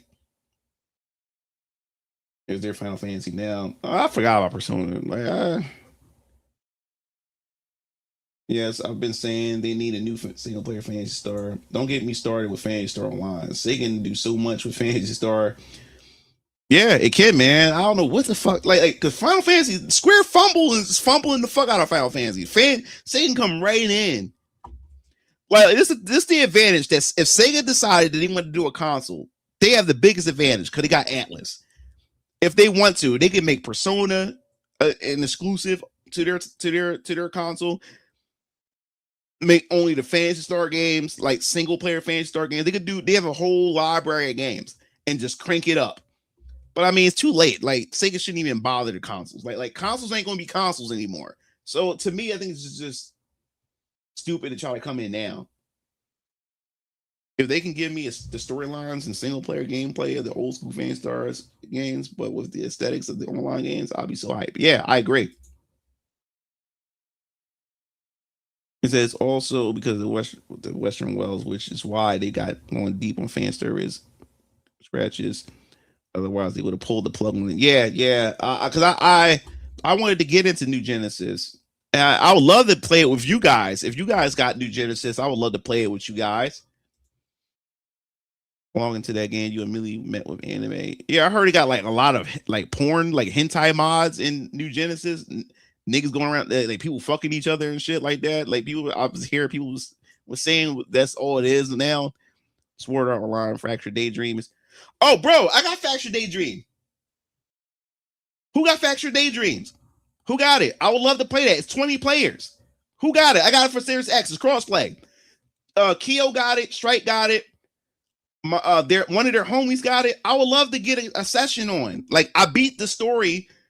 I just haven't played the online yet. Who got Fractured Daydream? Who got Sword Art Fractured Daydream? I would love to boot that up. It's 20 players. The game is 20 players. Bro, that's what I'm saying. They fumbling hard. No pause. Yeah, man. And now you have women as CEOs in gaming right now. Tell me about it. Please tell me some of y'all have J-Star. Oh, yes. Thanks, Jay. Jay, thank you. Thanks for bringing it up. Who got J-Star Victory versus? Bro, we had got some good games in last year. I believe it was last year. And I put the matches up in the Discord or whatever. I put it up in the Discord. And man, we had got it the fuck in. We was getting it the fuck in. So if y'all got J-Star Victory versus for the PlayStation 4, please let me know. I'd love to get some lobbies in on that game too. It's a 2v2. Like even without mods, there's fan service galore. Mods just exceptionally increase it. Oh yeah, definitely fan service galore. Like definitely, yeah. I keep up, and sometimes I watch the little updates they come out with, but I never turn on my Xbox and like motivate myself to push the button to play it. I played it on launch day. I played it with PJ. I think it was me, PJ, Keo, Strike. I want to play some online games with you guys, like co-op. We don't even I love competitive play, but I want to play some co-op with you guys.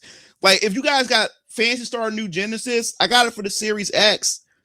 I would love to play with you guys. I even download it for my PC if y'all want me to. I'll do that. Sword Art Online, Fractured Daydream. I think you can get that game on sale now, like, and it's cross-play. I would love to play that with you guys. Like, I had so much fun playing Phantasy Star Online 2, not New Genesis, but 2, on the Xbox with you guys last time. Like, who was it? It was me, PJ, and it was Strike, Keo, and it was like Master Boris, and it was like 4 other of you guys. Like, we was like deep. We was like fucking deep, and I live streamed it. It was fun. As they started the PS3s in storage though, said I don't got J-Stars or Vampire Killer Daydream. I mean Fractured Daydream. Yeah, if one day you guys get Fractured Daydream, I think it's on sale now. Last time I checked, I know it's a $20 sale at one point. But man, I haven't played it online yet. Like my brothers, I was waiting for my brothers to beat the game. They just beat it. But man, it's 20 players. The game is 20 players. So I would love to play that with you guys. Yeah, Fracture Daydream. Yeah. Wait, hold on. I don't have Fracture Daydream. I had it. I was joining. Yeah. The Fracture Daydream. I like it. I'm not really I never really like was never really into sword art, but the game did a good job like pulling me in. Like, just look at Skyrim. Yeah. The fan star New Genesis is where I modeled. Oh, really? I didn't know that. Oh, so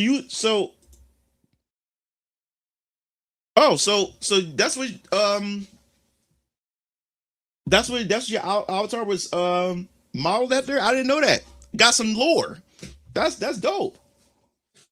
Yeah, so there is some games I would love, some co-op games I would love to play with you guys. As I said before, I would love to do some Fan Star Online New Genesis with you guys. I would love to do um if y'all wanted to, we could do some Final Fantasy 14 if you want.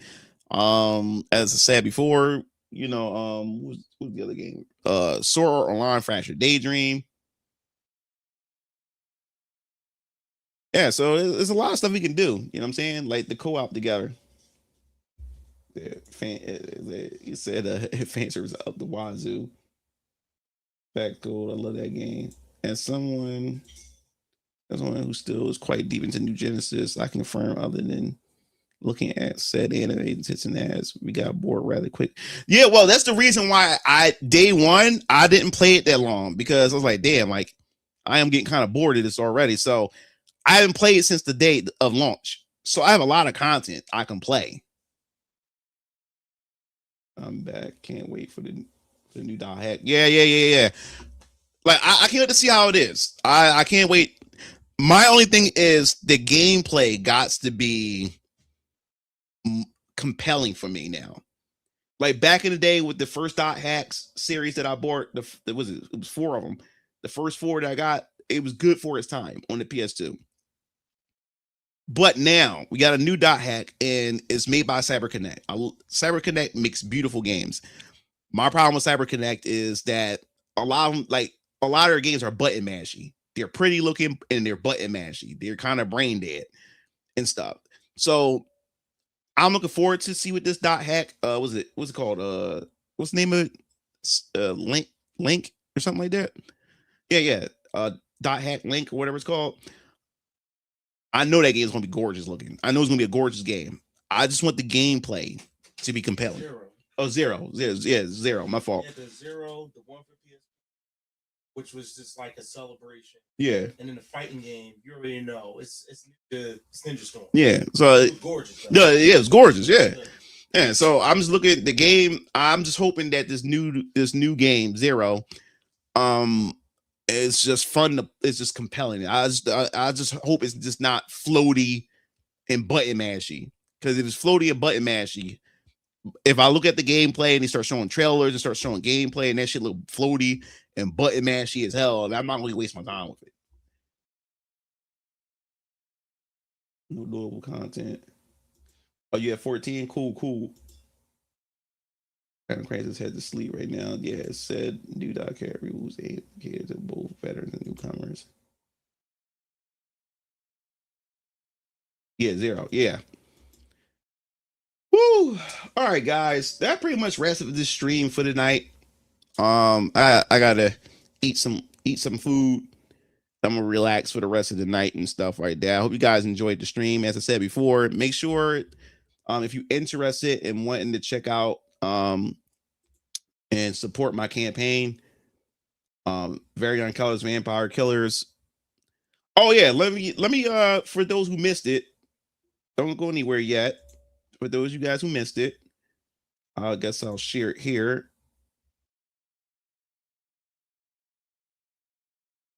And before I do that, let me don't go anywhere. I want, just so you guys missed it, and follow this link. Here's the link. Let me this here. Where is it? Those of you guys who missed it, save videos, means right comics. Character reveals. Show you guys right, let me just add this. You can check this out real quick. The human soul is a waveform. You can't destroy it, only distort the signal. My job is to listen before it fades. Dr. Yolanda Briggs, lead resonance analyst. I serve the retributes. Logic keeps me steady, but truth has a pulse that shakes the hands holding it. I don't chase monsters. I document them.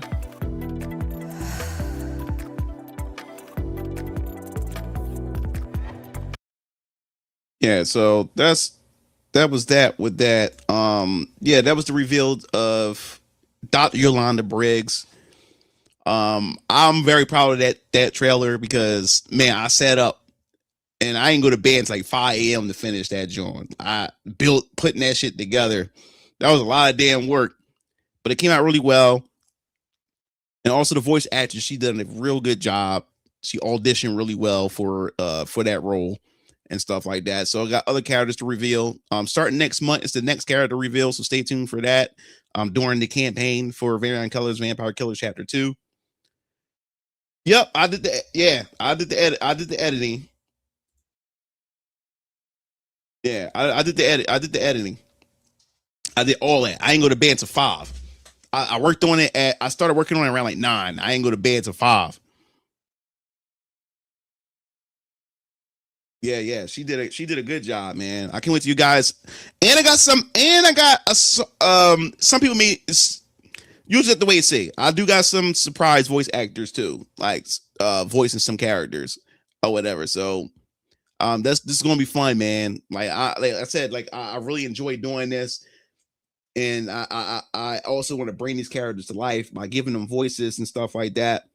And you can imagine these voices in your while you reading the stories of these characters and everything. So yeah, it said that damn bro is trying to change my taste in women with that trailer.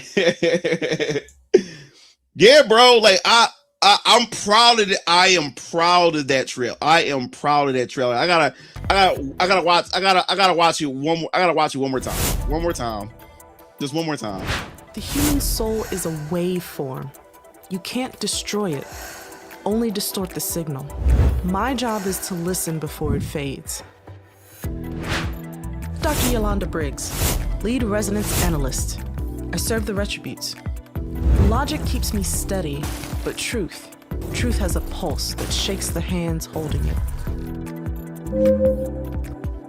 I don't chase monsters. I document them. Oh man, I can't wait to show off the next characters, man. I can't wait to show off the next characters. But according to these niggas on the internet, she ain't black. So he said, bro, watch it one more time, please. Yeah, the trailer is on my Twitter. I got the trailer on my Twitter. So you guys, and I'm going to upload, you can watch it on my Venus and Ryan Comics channel. I'll get it. I'll give you the link to the Venus and Ryan Comics, to the link to the video, so you can watch it as much times as you want. So yeah, it's uploaded on my Venus and Ryan Comics channel, and then next week I'll upload it on my Mugen Lord channel. For those of you guys who don't know, I have